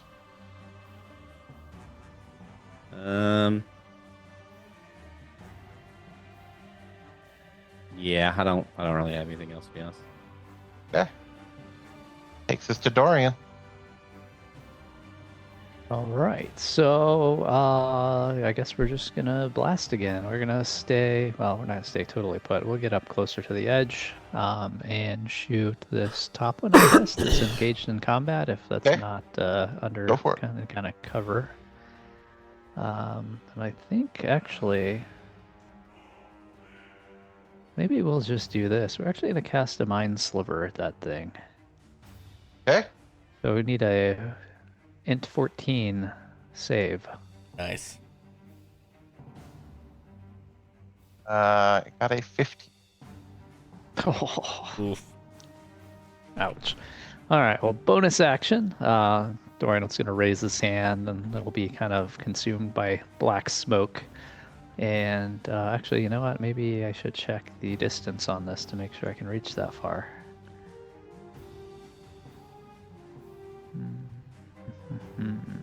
Within within 60 feet of me. How far away is that now?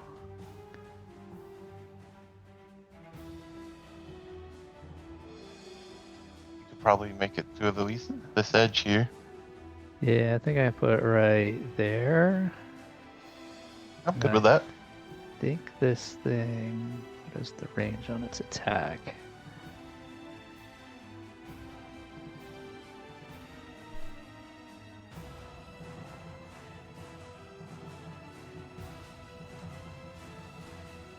Oh yeah, it's got 10-foot range on the attack, so we're gonna place right there a giant black tentacle, and it's going to make an attack at that one there, and I don't know, this thing didn't sleep under the moon, so does it have disadvantage?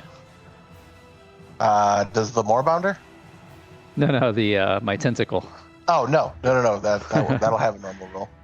Okay, cool. Let me make sure I can find the attack. Just gonna throw this out so that I can. There. And that's a nat one. No. Oh. Oh, So yeah, a whole lot of nothing, and that'll do it. All right. So that takes us to the scout across the bridge.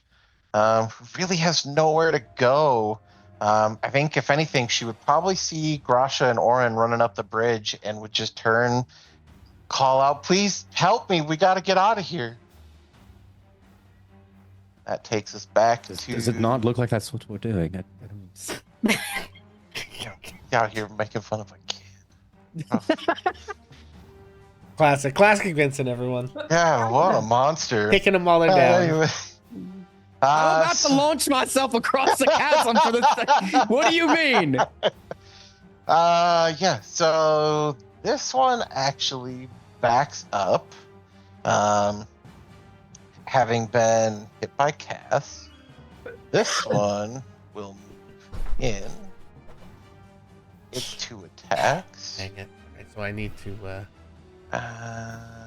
be action surging, I guess, to get both of them to back away. And both of its attacks land, and thus the domesticated Moorbounder it's definitely still up, but it's looking really rough. You see it kind of faltering a little bit under its own weight. Like it's struggling to stand up. It's not looking fantastic right now. But that will bring us around to Rhea.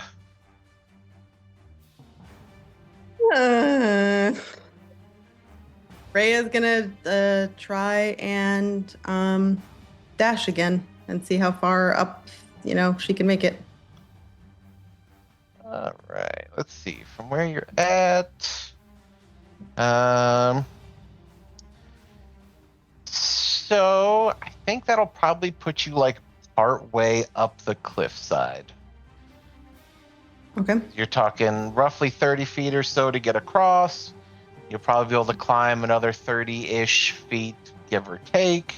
So yeah, you're probably somewhere about halfway up the wall, by my estimate.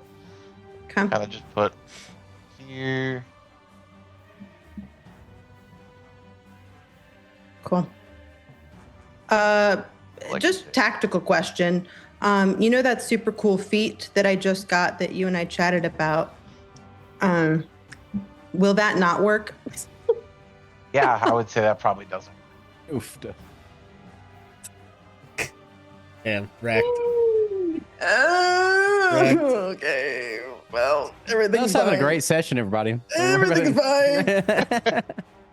I'm fine. I wonder what she Hanging on the cliff here. That freaking cat from that poster. Hang in there. All right. Real takes Mufasa us to vibes about to Grasha. be happening over here.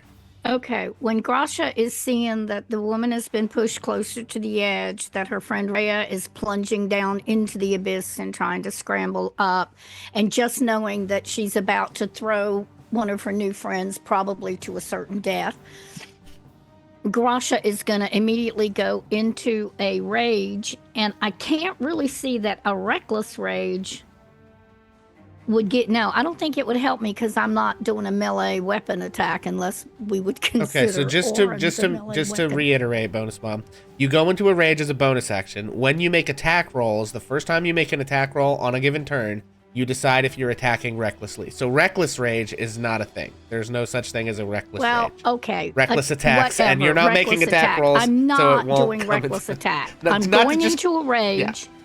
And a rage means I get advantage on strength checks, so that would take away the disadvantage, and it would be a straight roll. Now I have a question. I know it's your turn, but if I were to manifest my echo to have it help throw me, would that lower the DC? Wait, can you switch places with your echo mid-flight? I don't know. Can I? I tell you what, I would let it happen. I will, oh my God, we would count it like as a reaction. Okay, so we're gonna throw my echo, and then I'll just teleport over. If the echo falls, it's fine. That was genius. I love that so much. How far away from yourself can you manifest your echo 30? in the first place? Oh, 30. Okay. Oh my God, if I can just manifest my echo 30, then you don't even throw. I didn't even think about that. Oh no. Listen, this is the first time I've ever played this. Let's see here. Mentally command. Well, now it affects what I do, so figure this out. Okay, yeah. No, it's fine. I can only manifest it 15 feet. But it can be 30 feet, so we have to throw it. That's okay. But now you don't have to throw me. We just throw my echo and I trade places with it. It's great. And am I going to know that? Did we even have time to talk about that? I don't know that you've pre-established that knowledge. Yeah. Okay, then I'm going to continue with what I'm saying. So I rage, which means that cancels out the disadvantage on the strength check. And I also want to manifest my storm aura, which gives a 10-foot aura effect when I start my rage and as a bonus action on each of your terms. And I want to pick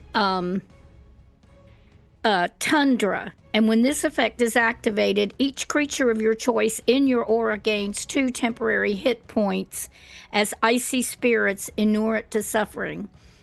I think you have to pick. Someone again, correct me if I'm wrong here. I think you actually pick of the 3 options. You pick one, and that's the one you always have access to. It's like forever. Yeah. So okay, then my other question about that though, because I've never used storm aura before, is we had temporary hit points if we ate that food. Do I know if temporary hit points can be stacked? I think I will just openly say I think mechanically it would just be the larger of the whatever those are would be the one that takes them. Yeah, you can only have one source of temporary hit points at a time, and if you gain a new source, I think you can choose to accept the new hit points or keep the ones you had. I think it's up to you. So if you had 8 temporary hit points and someone gave you 2, you could say, no thanks, I'm going to keep the 8. But you couldn't get 10. You could theoretically also get rid of the 8 and take the 2, but okay. But never having done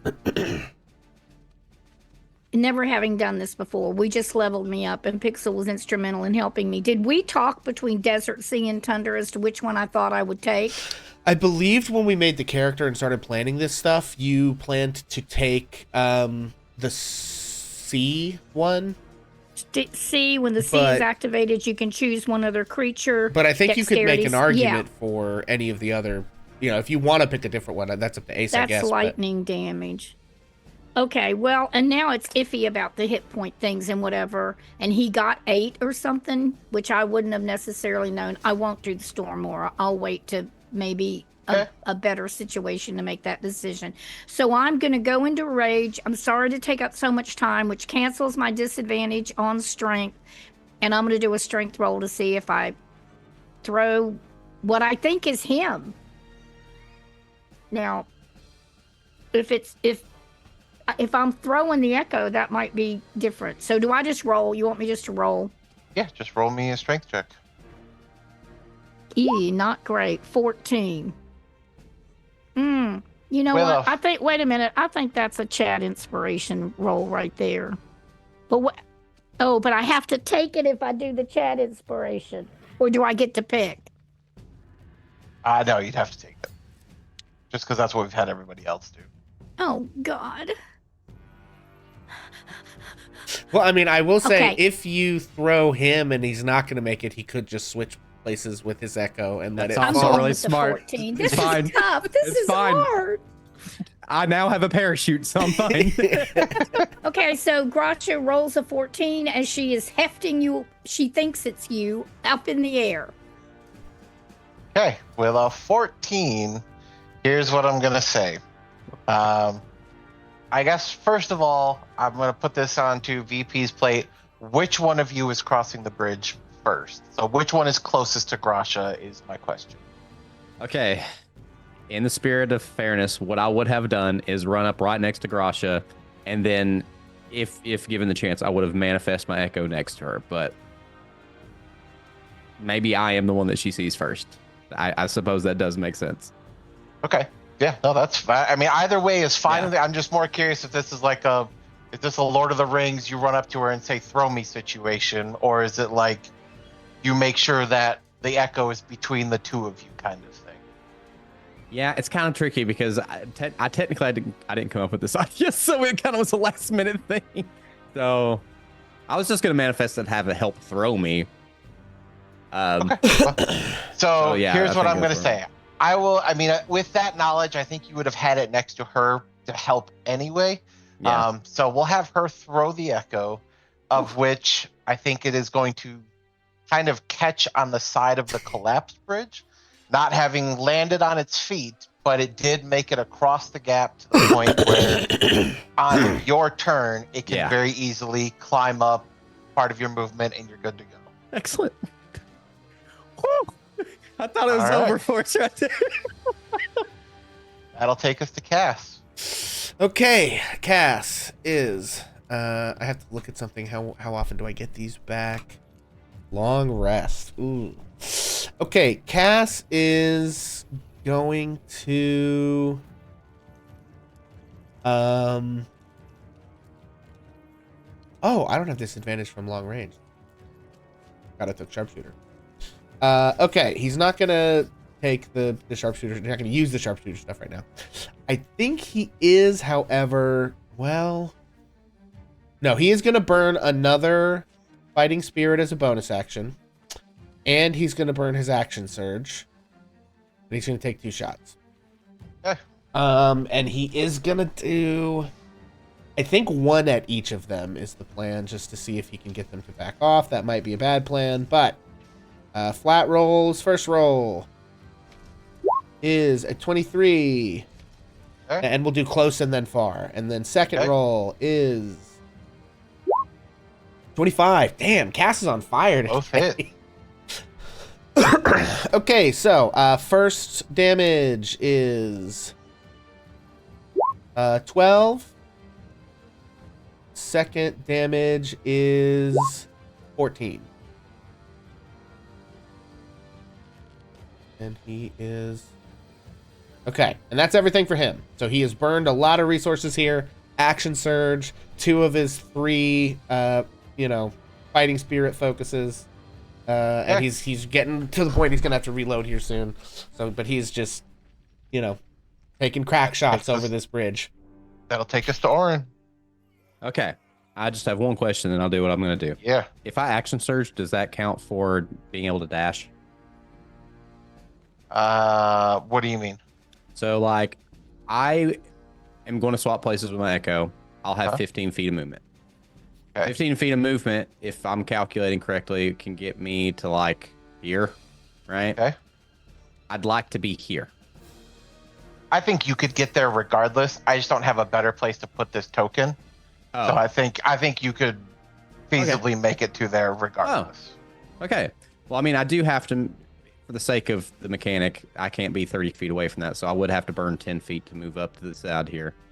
And then I'm going to use my, I think it's a bonus action to teleport. And we're going to swap places with my guy here. Okay. Yep, excellent. Yum. Beat me up, Scotty.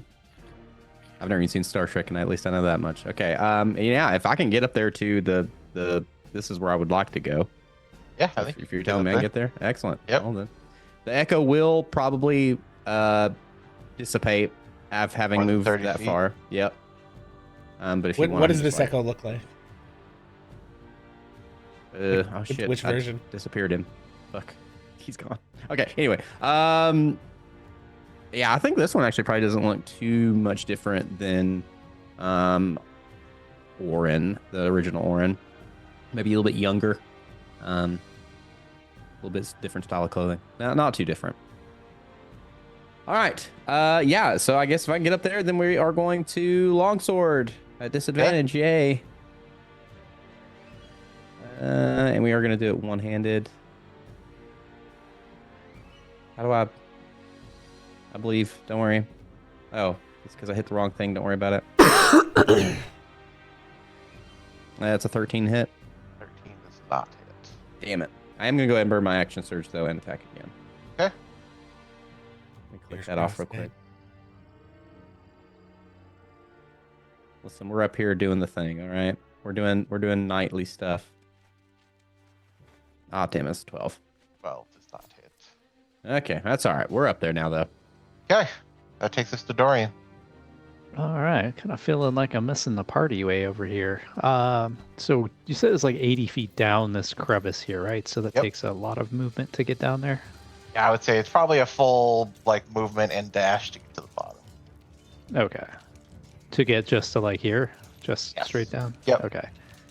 All right. Well, I'm not going to do that, but we will start moving forward. I'm not going to dash, so hopefully I can see any missing blocks that have fallen out. So 5, 10, 15, 20, 25, 30. Hopefully that'll do. That's a movement bonus action. We are going to make an attack on this guy with the tentacle. Okay. And like there. All right, that looks good at a 19. That absolutely hits. All right, that's going to be a 1d8 for a 6 cold damage. And his movement is reduced by 10 feet for the next turn. Okay.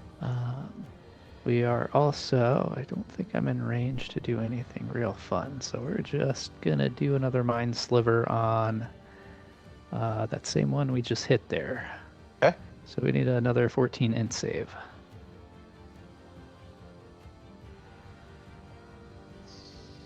I got an 8. All right, so we are going to do not a lot of damage, 4 more damage. And it has a 1d4 reduction to its next saving throw. Okay. So a couple things. Notably, I will say, because you did not dash across the bridge, bridge, little tricky. You just got to take your time to navigate it, but you are okay moving across the bridge. That said, when hit that second attack, this thing then immediately tries to flee. However, with limited movement now, can't go that far, but Orin will have the chance for an opportunity attack. Redemption.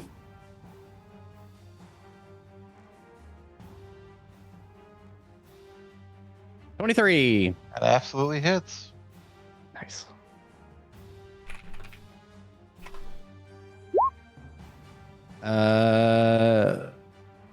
This is one hand, so 12, right?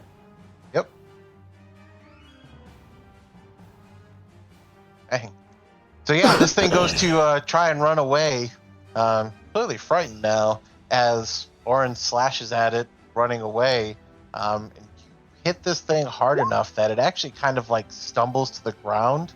It like collapses onto itself and struggles to get back to its feet and continues to try and like hobble away as it's trying to flee the area. These two can't really do a whole lot of anything. Yep, she doesn't have. Okay, so their turn just goes by. This one will use its full movement and then some and run away. So this one is gone. And I run. This one got hit. And now that there's more here and it's outnumbered, it is also going to run, but it can't quite escape. It'll make it to here as we get to Rhea.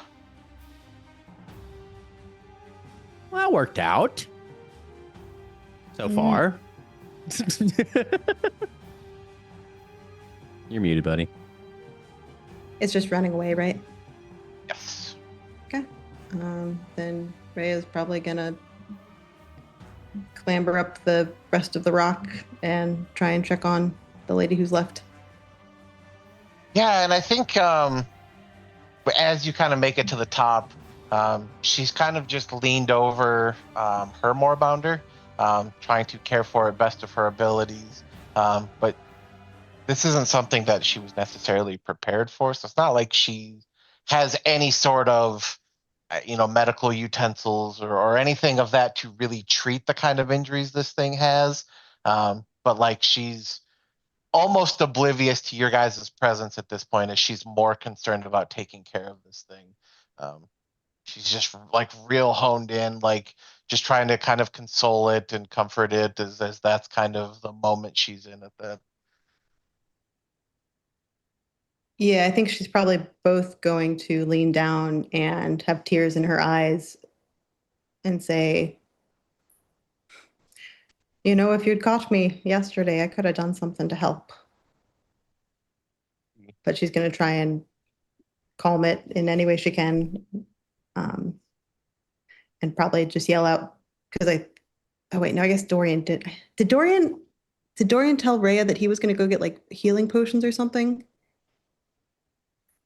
I didn't No, get he any. didn't. Oh, okay. For some Yeah, reason, I don't think thought. we could. I think it was part of a plan, but I don't think we could afford it. Oh, that's right. Yeah. Well, so then I don't want to be that guy, but I totally did get some. Oh, that's right. Well, you didn't tell Rhea, so Rhea wouldn't know. Yeah. So, yeah, she's gonna sit down and try and comfort him. Yeah, I think guy gave him that little box that had like a few in it, but it was like little partial ones or something. Oh, that's right. There were, yeah. Kind of turns to Rhea and she says, "It's okay. Listen, Rice Pudding's strong. He's gonna get back up, and we're gonna make it to the Emerald Loop, and it's gonna be fine. I'm not even worried about it. It's gonna be okay." Great name. It's a really great name. She kind of just kind of see the tears like running down her face, as she kind of just nods and turns and kind of lays back onto the moorbounder a little bit as we go to Grasha. Okay, well, Grasha, of course, her rage dissipated because she didn't attack anybody. And now she's got to figure out how to get off of that bridge. So, two things she's looking at during what everybody else did is how far down the bridge that is broken beside her hangs away from something she could fall onto. That will be the first thing. And the next thing, because if she thought if she could like clamber down that and then drop and then come back the other side or something, she would get to the branch that Rhea was on. She would do that. If not, she's going to try to very gingerly start to move back across the bridge. But this time, I think she would be very very careful because Dorian's on that bridge. Yeah, so I do think watching Dorian cross the bridge, I do think that would give Grasha enough information that you would know if you just kind of took your time and didn't dash across the bridge, that you could safely make it back across the bridge without any issue. Well, that's what she's going to do then. She's going to Okay. gingerly start to move. Okay, she would actually get just beyond Dorian if she got her full 30 feet, but she's being very careful. So would that reduce how far she can go? No, I think you'd get your full 30 feet. As long as you're not taking the dash action to like really race across the bridge, then I think you're okay. Yeah. No, she's gonna just very gingerly and carefully. It looks like the action is over anyway. She starts moving off. She's Yeah. also breathing an enormous sigh of relief because she really didn't know that there was going to be the deal with the echo till it happened. So, she was just she was not only raging, she was scared, very scared. And that'll take us to Cass. Okay, Cass is going to use a bonus action to reload his revolver. And then he is going to ready an action to shoot at the creature if it stops running away and starts to attack people again. And if it runs away and stays running away, he's not gonna shoot at it. But if it turns around and starts coming in for a second attempt, he's gonna take a shot. Okay. That will So he take sort us. of like flips out the revolver and gets his couple of bullets out and pops them in there, closes it, takes aim, and just sort of takes a deep breath. Feeling like the MVP for the time being. All right, that'll take us to Orin. Okay, and I do get the sense that this thing is booking it right. Yeah. Okay, well in that case, we're gonna bonus action Manifest Echo and put it in my spot here, like right next to me, to guard against anything else that might come our way. And I don't know where the hell I put that thing. I accidentally took it off the map. It was real bad. Got it. Okay, thanks. And just I think it was a couple of vials in that box. Do you remember how much it was? Because I didn't put it in my inventory like an idiot. It was 2 of them. It was effectively the idea was one for you and Cass each, so there were 2. Oof. Am I really about to use this then? I mean, there's a good chance, just in a meta way, obviously Orin would do what he would do. There's a good chance that the potion might not work on Cass anyway. So yeah, well, there's that. Well, then my next question is do I get the sense that it would work on an animal? Because I don't know that I've ever even thought about doing that. Yeah, give me a medicine check. And again, you'll be at disadvantage. Today's not a good day. Hate it. 11. I think with an 11, to you, it's a cure-all potion. It's a health potion, right? Like this should help anybody as long as they drink it. Okay, well then I think he's gonna kind of walk over here and be like, "It's not much, but it's all I have," and he'll give her one of the potions. Are you giving it to the girl, or are you feeding it? I ain't feeding it to that damn thing. It'll bite my hands. Yeah, sorry, that was aggressive, but yeah, no, he would give it to her to do it. I'll give it to her to feed to the thing. I ain't sticking my damn hand in that thing. It's her thing. All right, that'll take us to Dorian.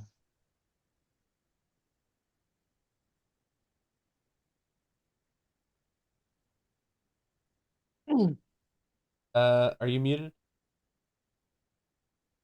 I am muted. Yeah, so I'll just carefully move across the bridge up to the little landing here and watch what's going on. So I guess prepare a mind sliver for anything that comes into range aggressively. Okay. And with that, we're gonna go ahead and jump to this one, which would be its last turn. It runs away. We will drop out of turn order. Yeah, and so I do think in that moment though, the young scout girl kind of turns back to Orin as she kind of holds this vial in her hand and she goes, is this meant for more bounders? Mom always told me that they're not like you and I, and that they take care of themselves. I mean, if you believe that the potion wouldn't help, then by all means, you don't have to use it. I just was trying to be helpful. She kind of looks at the potion, then looks back at the moorbounder, and then looks back at Orin for a second. And then she kind of reaches her hand out and hands you back the vial, and she goes, Mom always told me we got to be careful what we give them, because if we give them the wrong thing, they can get sick. And think rice pudding, think he just needs some time to rest. You're going to be all right, big guy? She kind of like pats him on the neck, and you see his eyes kind of open up as he kind of looks up at her. But, this thing isn't exactly the most lively right now. She goes, I think maybe we'll just walk the rest of the way to the Emerald Loop, and, well, maybe I'll turn back to Jagao, and maybe I'll go there first. I don't know. Usually I would ride and we would be there by, nightfall, but I think he's going to need a little help before I do that. Well, I mean, if the Emerald Loop is your destination, that's where we're headed. If you'd like to tag along. Kind of looks, she goes, well, that's where I was heading, but honestly, I think it might be best to turn back to Jagao and see if I can't get some medicine or something. She kind of like is like slowly like petting this moorbounder to her side. She goes, I think it would probably be safer if Rice Pudding and I just walk back. I don't think he's in any condition for me to ride him. Do you think you'll be safe? I mean, you found yourself in this predicament. You think it'd be safe to go back to Chicago yourself? Kind of thinks for a second. She goes, well, I mean, going back is the easy part. She kind of turns and she goes, and honestly, if that bridge hadn't snapped, we would have just ran back across the bridge and we would have been gone. You see, Rice Pudding, he's about the fastest moorbounder I ever did see. Well, except for Mama, but well, listen, she's been around a lot longer than I have. No, I think we'll be okay to make it back. In fact, she kind of reaches down to her waist. She undoes a little satchel. She walks over to you. She goes, it's not much, but she hands you a little bag. It's got a total of 25 gold in it. She goes, it's the least I can do to help you. You know, you guys helped me get out of here, and now we both get to go home. So I hopefully it at least kind of covers some of your guys' expenses. We weren't in it for any sort of reward, but I appreciate it all the same. And you're sure she can make it back all right. Kind of turns. She goes, what do you think, Rice Pudding? Think we can make it back? As you watch this moorbounder, it kind of slowly gets up. You can tell it's in rough shape, but it manages to get up. She goes, I think as long as I don't ride him home, I think we'll be all right.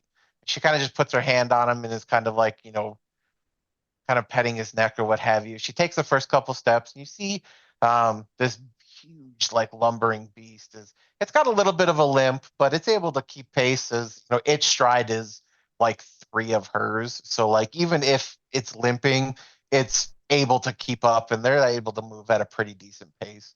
I think you guys even get the idea, knowing you've only been out of the city a day. They'll probably make it back within a day or so.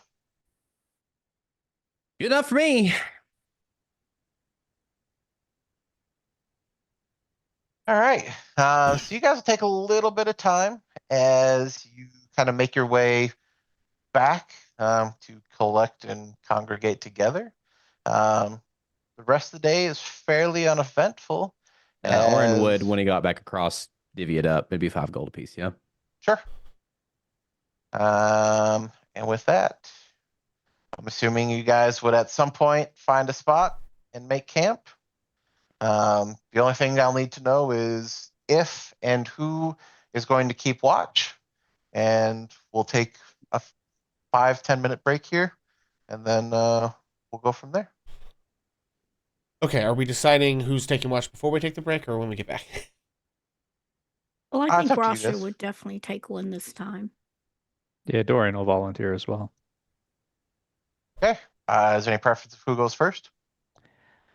I think Dorian has been staying up late recently, so could probably continue that trend. Okay. So, I mean, again, I think we'll take 5 minutes or so here. Then we'll come back and see how that watch goes. Okay, folks, we're going to take a quick break. We'll be back shortly. And thank you guys for hanging out. Let me tell a tale of a world where heroes walk among us, fighting through the darkness, left by monsters and by selfish men. A tale of glory rents asunder, sacrifice and battles lost. Our heroes know not what awaits them, and still they carry on. Let me sing a song of a family forged by trials and woe. On their own they falter, but together they will write their own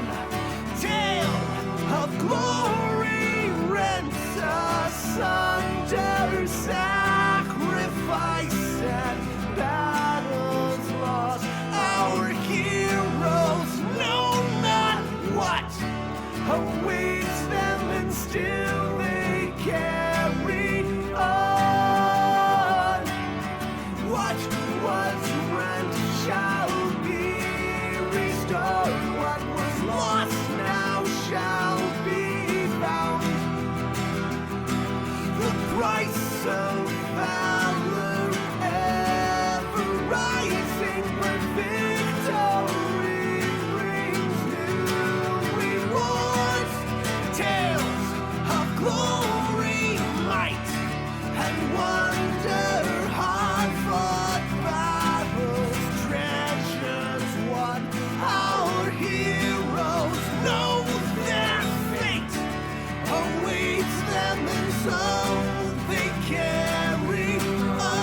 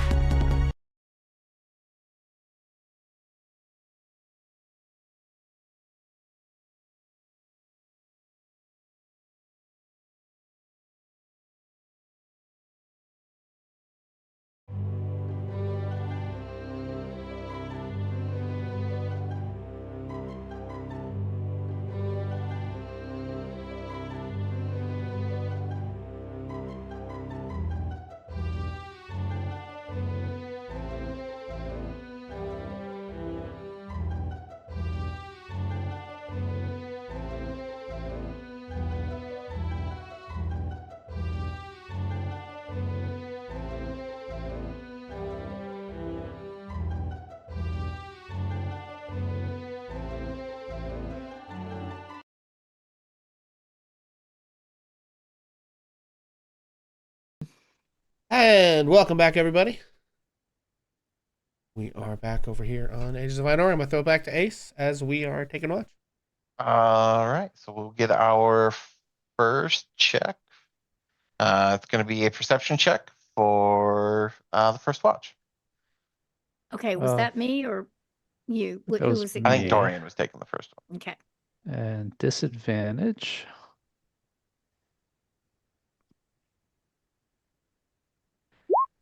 6. Yeah, I think it's a pretty quiet night. Nothing really of note. Just kind of quiet, peaceful. Notably, Ruda's still in the sky. However, after that previous night, now Katha is infinitely more visible. You can notably still see the red moon. However, the silver moon of Katha is now lighting up the area in a way that is a little more familiar to everybody. So yeah, it's kind of just a more average night, I'll say.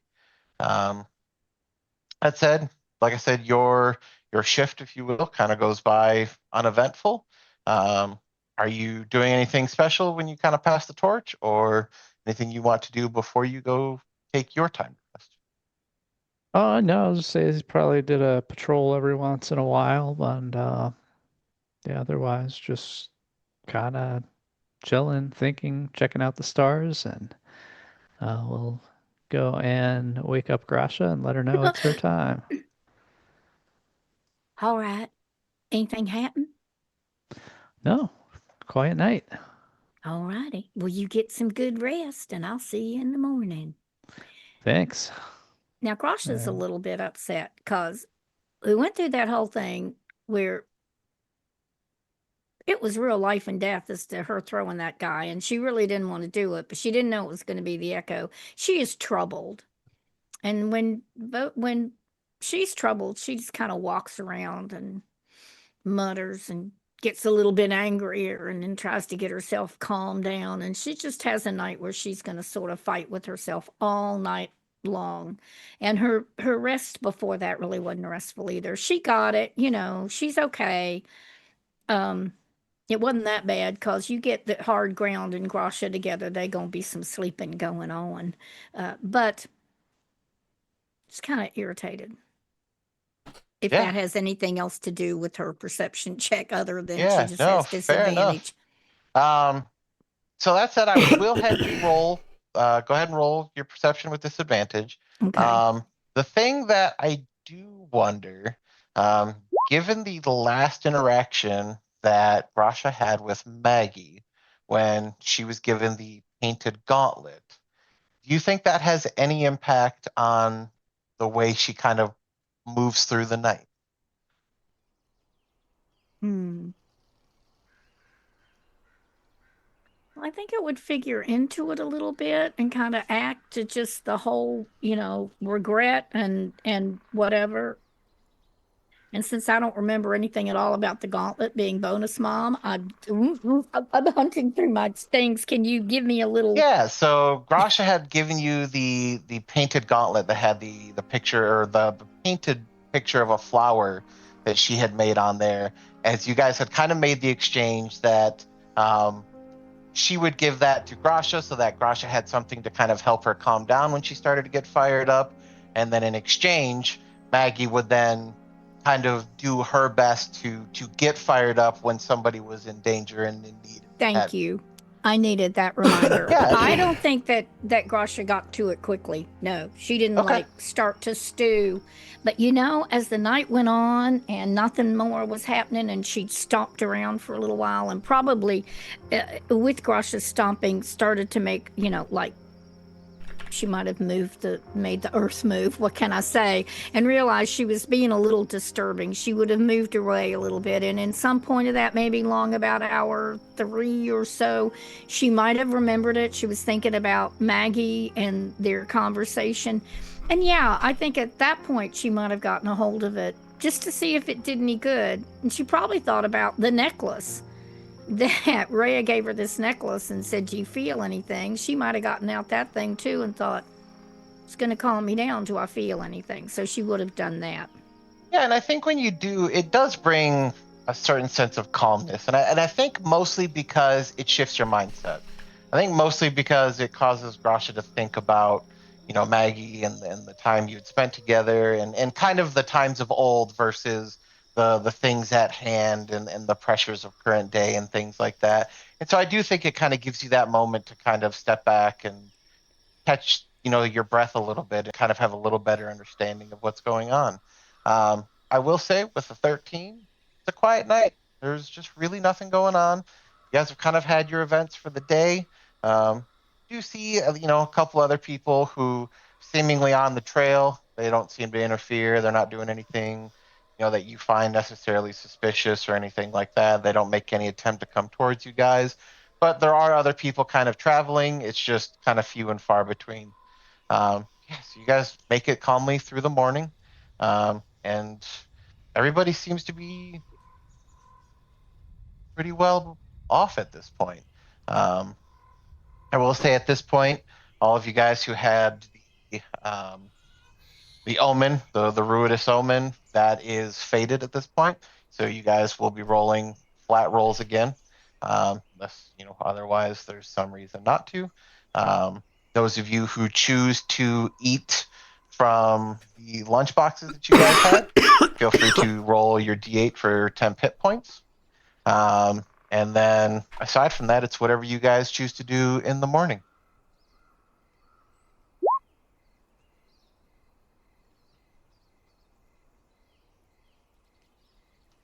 Well, Grosh is going to probably be eating mostly the last of the food she brought along, but yes, she's also going to eat the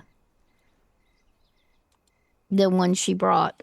Yeah, absolutely. Her, ooh, not Rolled that back great. down. She gets one. I think Dorian, after they wake up, is gonna go check on Rhea. Say, you feeling any better this morning? Better That's night a at loaded, least. question. Better night, certainly. I.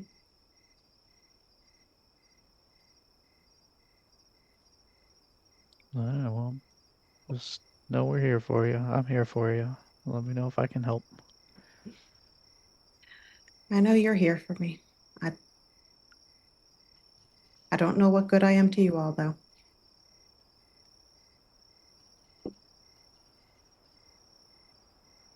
What do you mean? But thank you. Think you're nothing without your powers?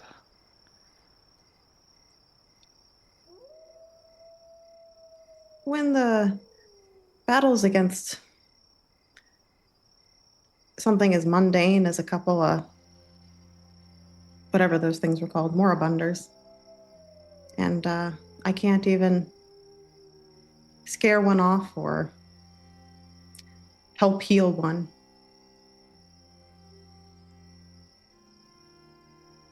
I couldn't do anything. And I don't like feeling helpless. I'm certainly a person of action. And sitting back and watching people hurt, it's tough.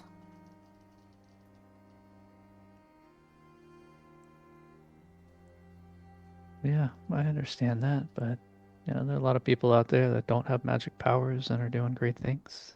Maybe we can get Kaz to teach you how to use one of those bang sticks.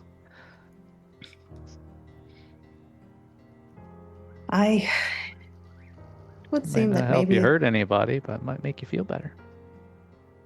the boomstick certainly seemed to do more than I was capable of at a distance. So, who knows? That said, in the morning, does Rhea try her locket or anything?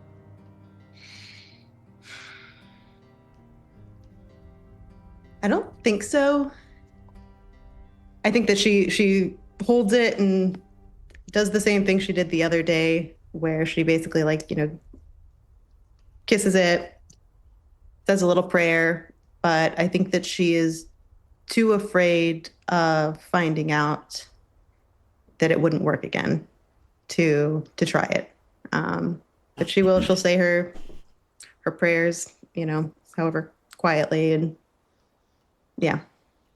Yeah, and I think this time, as you're praying, you do feel that familiar presence. Although now it's like where it used to be, I would say from Rhea's perspective, it used to be where you were like having a conversation, right? Like in your head, it always felt like there was somebody literally standing next to you.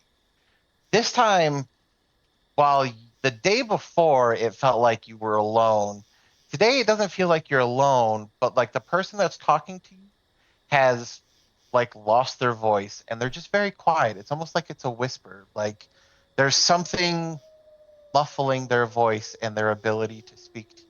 However, you feel that presence, that aura, if you will, that kind of encompasses you, but it's like there's something hindering. Like there's almost, I'm going to say, another energy that is interfering with what you would normally feel.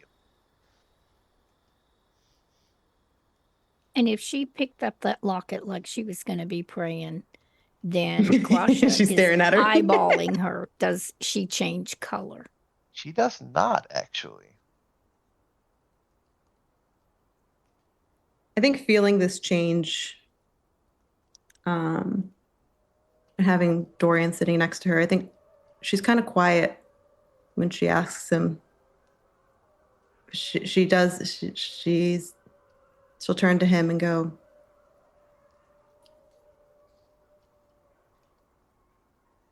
"Do you think that the rumors of Ruidus are all true?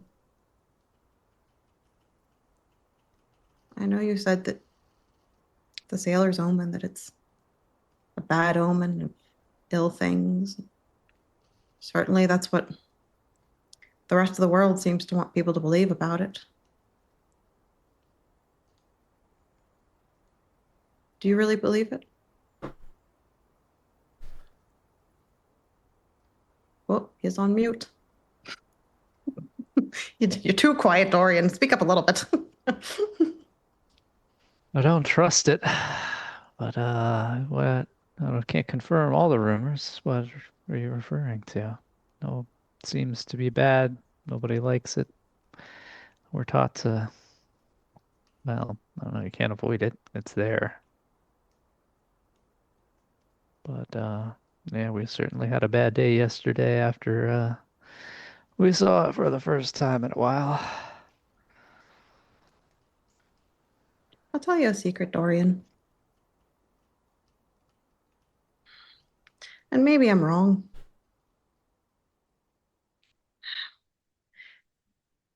You know that I pray to the Moonweaver, obviously. Spoken enough about her. Sure. The thing that doesn't make sense, though, is if there's two moons, why would her domain be over only one of them? Why wouldn't it be that, Katha is the calm dream of hers, her measured reflection, comfort of prophecy and order? If not, then Ruidus, the raw dream, emotion without veil, power without filter. This is essentially her conscious and subconscious selves. So I'd say it's probably a good reason people want to avoid that. It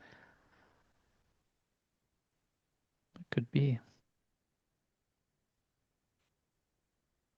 Maybe there's balance between that.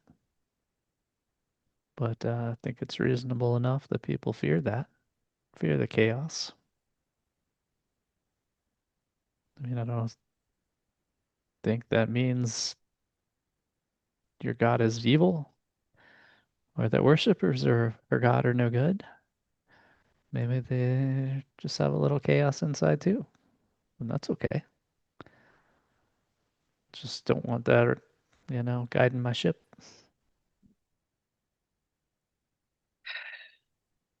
I don't know. I guess I saw it as the truest act of love, to see. Obviously, everyone wants to see all the beautiful parts of Sehanine and see her beautiful silver light. But what if to love Ruidus is to love what's broken and to believe that there can still be something good and holy that dwells within it?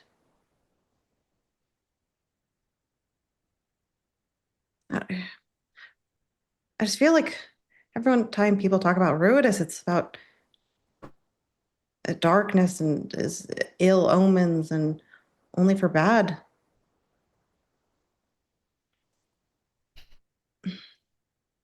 But each of us have a piece of that in us. We have We to do. temper it with the good, do we not? There are two sides of us. We have to love ourselves for the whole as we are, do we not? Just trying to seek to cleanse darkness from light is not the way, but to accept that there's some darkness with us. Is it not? I think we can accept it and still fear it. But fear, in a sense that creates such prejudice that people throw children out on the streets and besmirch the entire family name of anyone who would have a child born under such a moon. Well, that's going a little far, but I'm not condoning that. But yeah, I guess you're right if it leads to that kind of thinking and those kind of actions.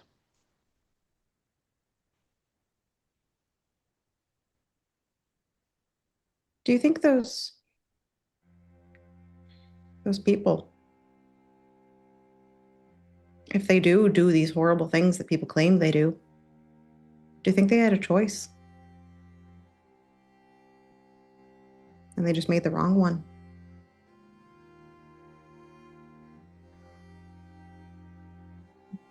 hard to hypothesize about that. Do they do it?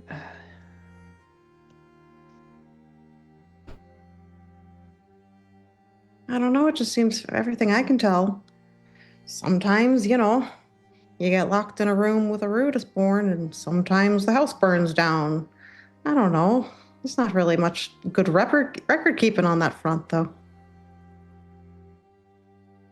No, maybe we'll ask your friend the scholar when we find him what the records say. Speaking of which, I have to tell you, in my vision that I saw him consumed by a red light. So much so that it ended him, I think. Think he was born under the red moon? Or dabbling in something else related to the moon? It's funny, as much as I think Gal knows me better than anyone at this point, I truly know very little of him, in many ways.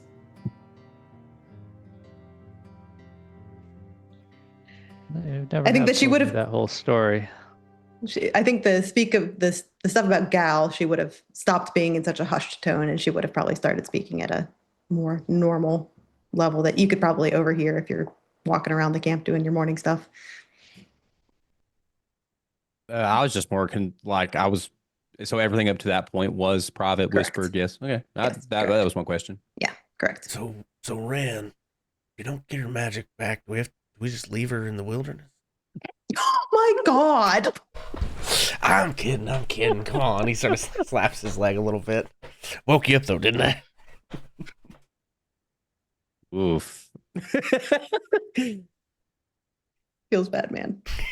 Grasha spends her morning searching through every single pocket of her clothing, digging out anything that might be left, and she's just munching on the crumbs and not paying much attention to that conversation until she hears that one thing, and she says, "Wait a minute. You think that guy that you're looking for, you think he's up and blown away or gone or dead or something?" Excuse me. I don't think it's yet, but I think it's maybe that one was a bit of a future, clairvoyance versus whatever those words were, Ghost of Christmas damn, Future. this is the most confusing adventure I've ever been on in my life. Usually it's just like find somebody and bash them and just get on them when you get mad and it's all over with. This is a whole lot more complicated than that.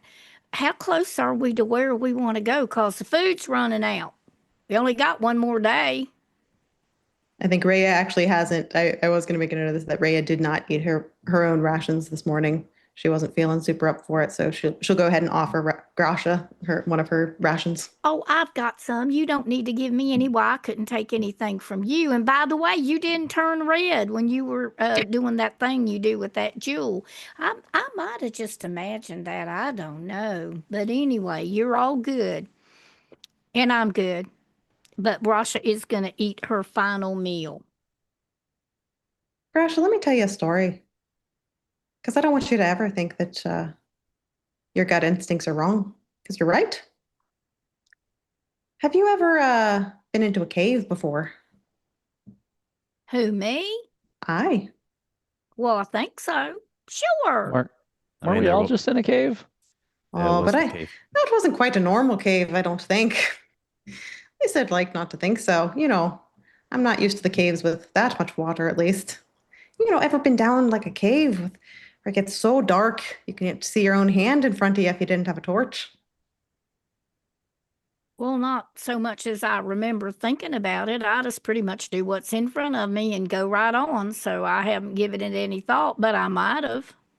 Oh, well, they say that some of the drow of Exandria actually, after the calamity, they escaped down to the caves. And boy, let me tell you, the wondrous things that they built down there. And the types of creatures that would glow. When you don't have the sunlight, nature has a way of finding a way of making its own light. Bioluminescent things that glow out of nowhere. I tell you what, as a kid, I always thought those things were pretty neat. So if you're telling me that you saw me looking a bit like a glowworm, Well, I take that as a compliment. Well, all right then. We're good. And you can just feel real sad then that it didn't happen to you for today. But anyway, we won't worry about it. That's all good to know. Are we ready to go? And how close are we? How many more days of this we got to do? Because the food's running out. Guys are about halfway to the Emerald Loop, and then there's probably about 2 more days of travel after the loop to get to where you're going. Okay, And then this was the expedited phase. Grosh is going to start looking for food. Yeah, go ahead and give me a survival check. I will say, given the environment, this is a difficult check. Oh boy. Well, and it was a difficult roll. Groshy got a 14. Yeah, so with a 14, I'll say you probably find enough like berries and vegetation, a little bit more survivable things, probably some form of like potato, things like that, but probably only enough for like a person. It's tough going out here. There's not a whole lot of surviving vegetation, and again, with the handful of wild animals and things that are out here, they kind of pick through a lot of what's available. Okay. Well, Grasha, would you Grosha mind found a little I bit join then. you? Okay. Would you mind if I joined you? Doing what? Looking for berries. Well, we can look for them along the way. I got a little bit. Yeah, you keep on moving and looking, but don't we need to get on the road? We need to get this trip over with. I agree. Okay. Anything else before we leave camp for the day? I think there is like a small conversation, and Orin will have a cast on the way. Maybe this can happen while we're walking, though. It doesn't Sure. have to be a camp. Go for it.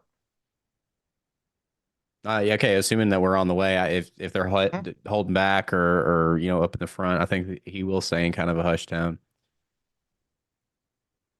Um, all jokes aside, I am quite worried about Rhea. She doesn't seem to be in the most stable state. I'm not so much worried about her powers and how they'll affect us as a group. Um, intentions are really what matter the most, right? But she doesn't seem like she seems like she's barely holding it together, I should say. Yeah. She's like kind of like a deep pool of water, but with like very obfuscating level of algae on top. I'm not sure I understand the analogy. Well, there's a lot to it, but you can't see past the surface. Ah, well, And I don't think it's unintentional. Always, listen, I've been around a lot of folk in my life. I know the type, always quick to divert and disarm with a joke or something. I myself have cut the tension many a time with a well placed quip. So I ain't knocking it, but certainly there's a lot she ain't telling us. About what her sort of whole deal is, and also what she thinks and feels about stuff. And I just wonder if that's. And we don't know how old she is. Have to wonder how sustainable all that is, but I don't know. I don't really know what there is to be done about it. uh, for what it's worth, I know that she's hiding something, and I know that she has her quirks, as it were, but I do trust her. As weird as that may seem for me, I just honestly, I'm worried about her as a person. I'm worried that she's kind of not. Anyway, I needed to tell someone that I feel I do trust her, and I just hope that she's okay. And Yeah, well, didn't seem like this was the conversation to have with her at the moment, as she seems to, be kind of dealing you know, in her own way. yeah. I mean, I don't know. Like I said, I don't know much about it. Uh, Connecting with people ain't always my strongest suit, as you're well aware.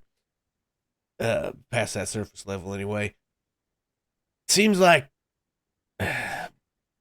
being a cleric is real key to her sort of self-conception. You know what I mean? And when big changes happen, stuff like that, it makes people a little crazy for a while. So, I ain't saying that's what happened to her, but I mean, if you think about if you had a big pillar of how you see yourself sort of just knocked out from under you out of nowhere, she also asks us, like, kind of constantly asking everybody if all the negative stuff about the moon is true. I mean, I don't know why y'all got an evil moon here. That seems kind of wacky, but I don't really question it much. I get the feeling she keeps at, like, we got to say it back where I'm from, and it don't exactly quite apply to this. Every accusation is a confession, right? I think every question is an answer, maybe, when it comes to her. I think she's asking us a lot of stuff about this, trying to see how we feel about it, but I think in asking about it, it sort of reveals that she feels something about it. You know what I mean? I suppose that's true. A good luck getting an answer on that front, but I don't know. That's my 2 cents.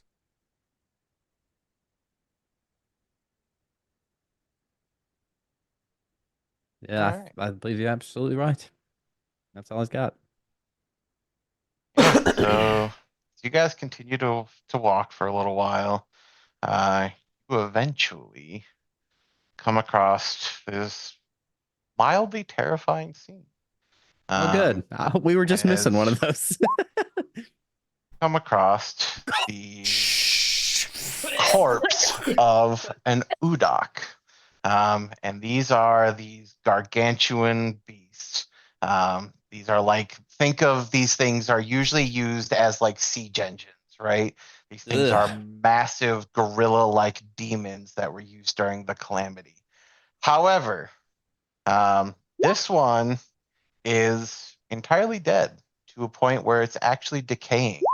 Um, and I think as you guys kind of pass by, you look and it looks like several soldiers were there that were fighting this thing off.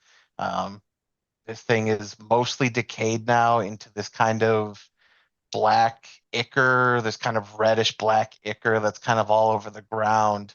Um, Bits and pieces of it, are around. And again, there's lots of like soldiers and what have you. Like this almost looks like a small war had taken place here. Um, in the distance, I think those of you who are probably a little more alert of the surroundings can even see what appears to be like some form of vulture or what have you circling around, like it's been there for a little while. But yeah, this thing, actually, now that you guys have seen it, I can get rid of the token here.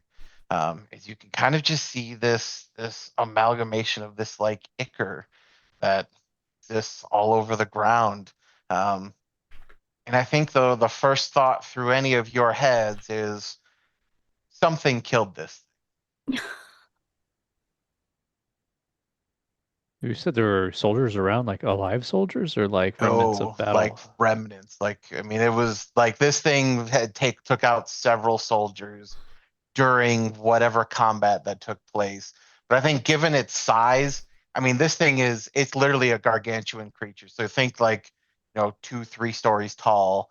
And with one swipe of its paw, I mean, it would take out a dozen soldiers, no problem. There are like dead soldiers around here too? Like still geared? Auroran Watchman, yeah.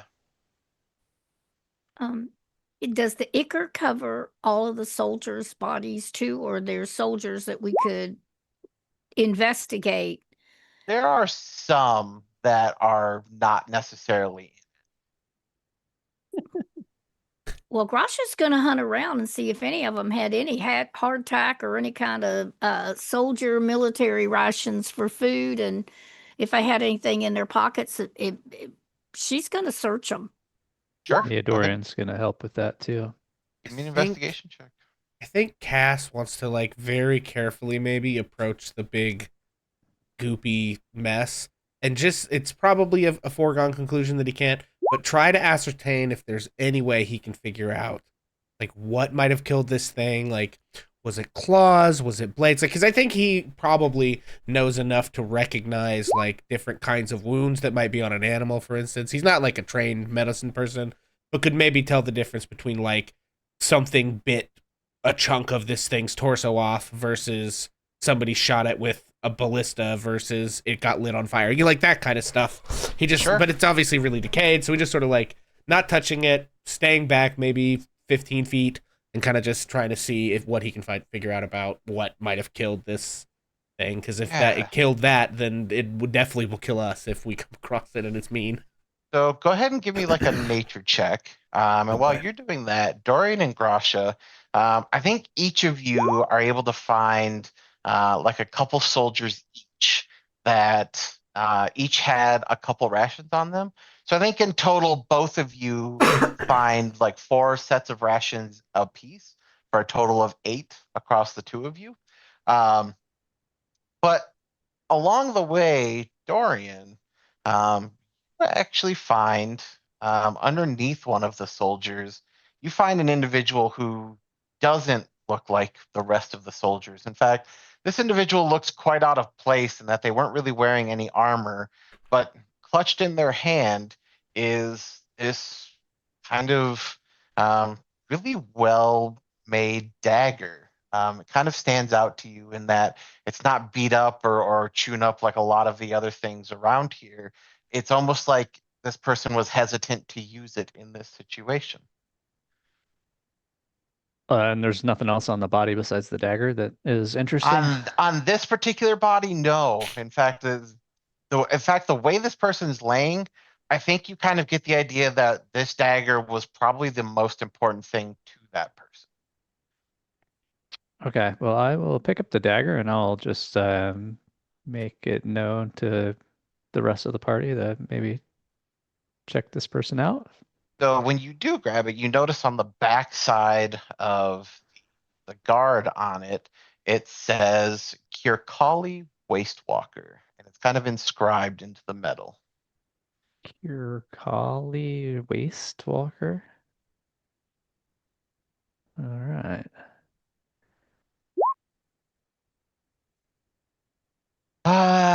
Cass, you take some time to look at this thing to try and figure out what's happening. Yeah, sorry for And folks watching at home. That's an 18 on the nature check.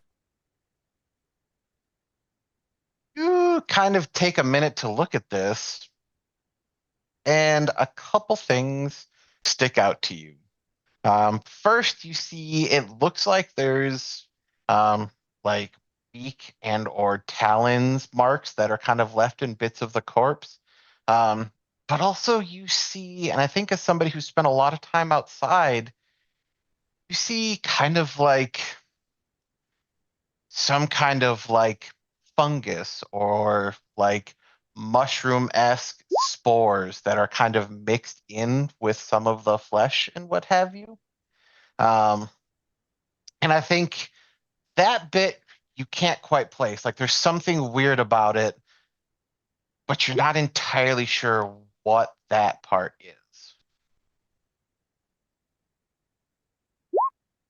But I think the rest of it you get like bird of prey vibes, like something, some kind of large bird, very much claw, talon marks, Okay. beak kind of pulling at it, that kind of thing. Gotcha. And you said that we saw there was like a vulture or some vultures, but what I'm getting from this is like not just vultures picking at it after it's dead, but like something of relatively commensurate size with this creature that is also bird of prey like in terms of claw and beak type You damage. know what? Why don't you give me an investigation check with advantage? Oh god. The vulture's gonna kill And us, I guys. did not mean to roll that 18. That was a mistake. Sorry. Vulture, it looks small, but it's just far away and it's gonna kill us. Okay, you said investigation with advantage? Yep. Oh boy. Yeah, that's a 13 all day. Yeah, it's not a vulture and it is just far away. Yeah. Oh, dear. God. I think, does it seem like Honestly, it's headed our Could way? turn the whole night around. In one word. Um, You do see that it's circling. Oh boy. And I think with your like kind of animal knowledge and your background, you realize you're now basically standing over its food source. Yeah. I think Cass backs up to everybody else, points up and says like, "It's not small, it's just real far away. I don't know if it killed it or if it's just a scavenger, but we might want to go fast elsewhere. Get covered, anything." Okay, And bye. what do we see? What kind of terrain are we in? It's all kind of open, arid plains, right? Like there's not a whole lot of going on here. Well, there's it gonna be. Of course.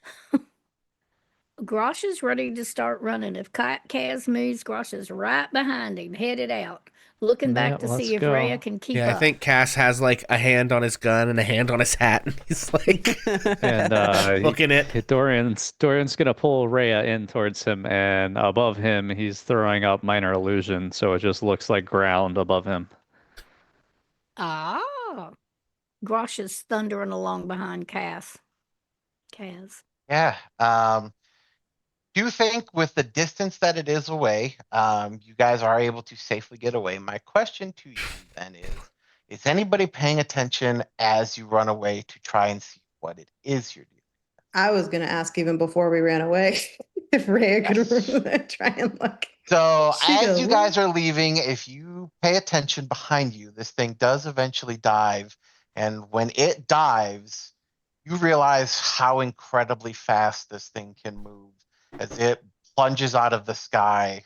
I mean, just incredibly fast as this thing comes down.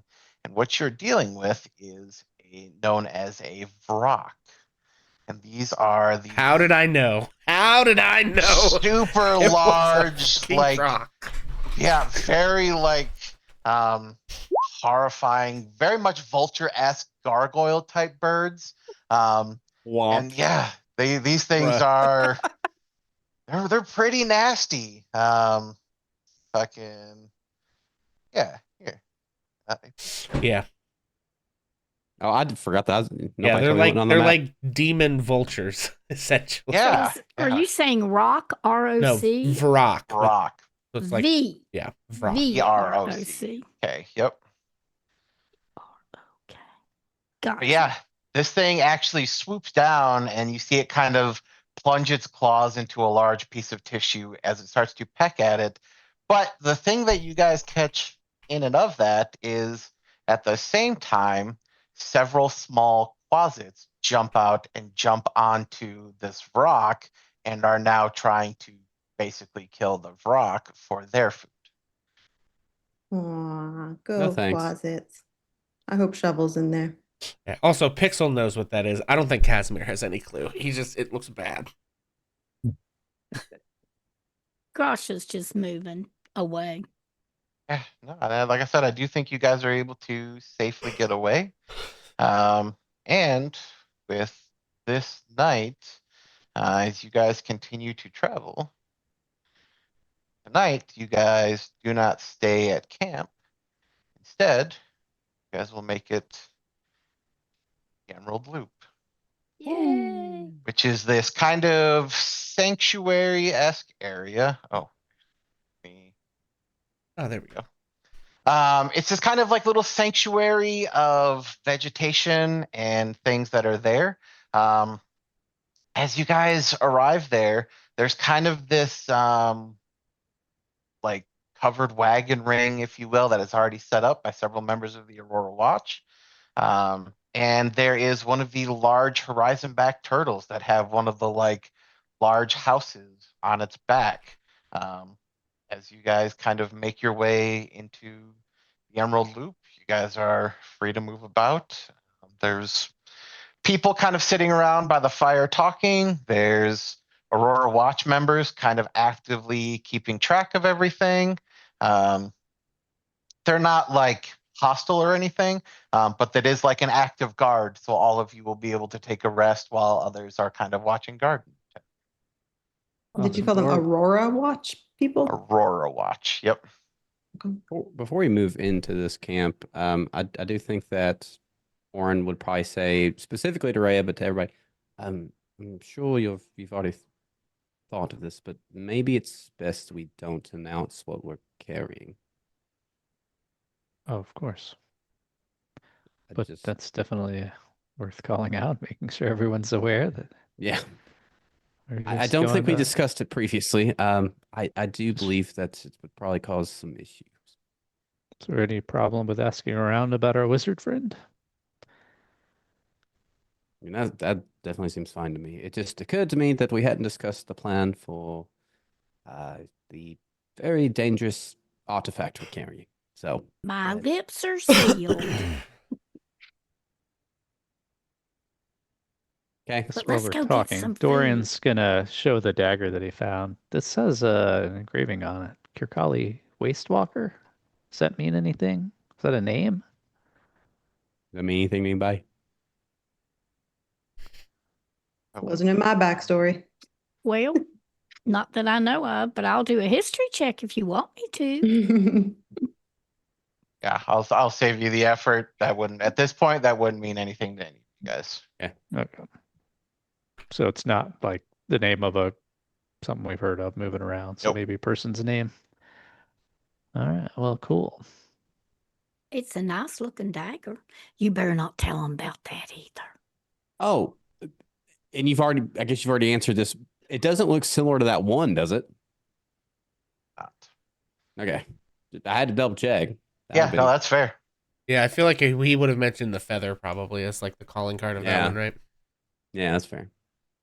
Had to ask. What was that gorilla thing called? An Urak. Uraak.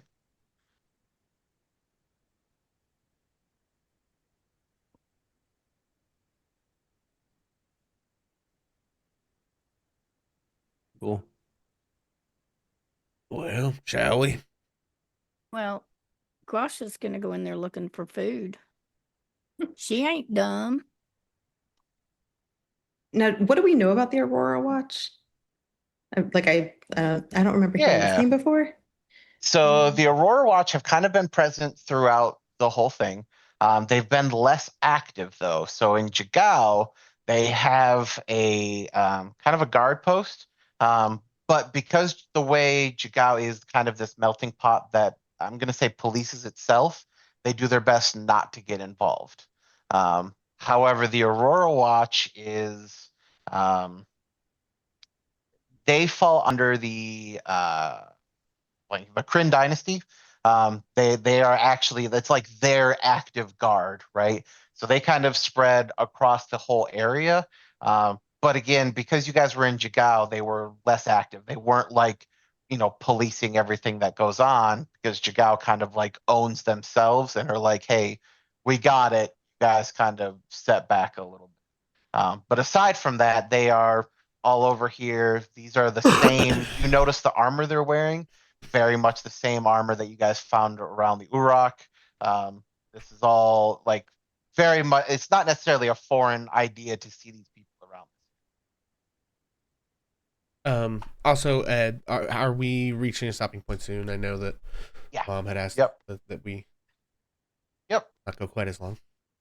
I was gonna kind of give you guys the moment to settle in here. I didn't want to necessarily get into like conversations and what have you, but this is kind of where I wanted to get to stop. So Yeah, I'll make a note for next time. I think these folks would be helpful for some answers, perhaps about the tower. They'll Yeah. be very helpful if they've got some food in there. Grasha seems to have forgotten her berries, her vegetation, and her hardtack. Yeah, so I mean, in the spirit of, we'll just take charge here and see what's planned. If the plan is just to kind of spend some time restocking, and then the idea is to get some answers, then is there anything else anybody else wants to do that would like warrant taking time to do it right this minute? No, especially if we need to wrap it up. I don't think we should be Perfect. rushing to do anything. Yeah, I mean, I think we would just, kind of enter the place and start to get settled and pick up next time. Mm-hmm. perfect. Mm-hmm. Sounds good to me. Okay. All right, folks. Well, thank you all for hanging out. we are going to go look for somebody to raid. So if anyone will help us, if you know somebody, special consideration to other people playing D&D. But if we can't find anybody in that arena, we're good to go kind of anywhere. But we're going to do our usual sign off while we look those up. So if you'll please remind everybody who you are, where you can be found on the internet, and who you played tonight, starting, of course, with Bonus Mom. So I'm Bonus Mom. I played Grasha, the Goliath Barbarian. Tonight, had a very good time. I am now very hungry. Bonus Mom is also going to go into the kitchen looking for dinner. And you can find me on TikTok and Twitch, and I even put some stuff out there on YouTube. Monday through Fridays at 9 o'clock-ish in the morning, Eastern Standard Time is when I try to show up for sure, and then the rest of the day is kind of up for grabs. And after we sign off here, I'm going to take a minute and say goodbye to my TikTok folks, and then I'll let you all go. Excellent. And of course, throwing it to I'm too lazy to read all that, Vincent Page. Honestly, valid. I totally get it. Guys, I'm Vincent Page. I've been Orin Talon, half elf, Echo Night Fire. There's a lot of E's. Okay, it's really tough to get through. But yeah, I am also on Twitch starting this week, Wednesday to Sunday, 7 p.m. Eastern Standard Time. Excellent. Jason. Yeah, I'm Jason, the constantly muted player playing Dorian, our sailor turned warlock. So, see you guys next time. Excellent. Lady Stuff. I'm Lady Stuff, and I've been playing Rhea, the unknown origin Twilight Cleric. Excellent. Ace. I'm Ace, and I've been the DM, so I've been everybody else. Excellent. And folks, I am Pixel, and I have been Casimir, the Tiefling Fighter. And I was going to suggest there's a group streaming called the Chicago Role Players Guild that is doing like a 24-hour charity stream game if we want to go over there, unless somebody has a better option. Going once, going twice. No, I didn't see him on the list, so you'll have to pop that in the... Yeah, I threw it in chat. I thought I did. I'll go grab it. Okay. Okay, folks, so we're going to go send y'all over there. Be sure to send them some love. And are they doing... I'm not sure what the charity is, but they're tagged as Minnesota, so I think it might be for Minnesota, but there's a link we can find out. In any case, that seems like a good cause, so we're going to send you guys over there. Until the next time that I see you, be kind to yourself and be mean to fascists. Thank you, guys. Peace out, and we'll see you in a few weeks. Let me tell a tale of a world where heroes walk among us, fighting through the darkness, left by monsters and by selfish men. A tale of glory rents asunder, sacrifice and battles lost. Our heroes know not what awaits them, and still they carry on. Let me sing a song of a family forged by trials and woe.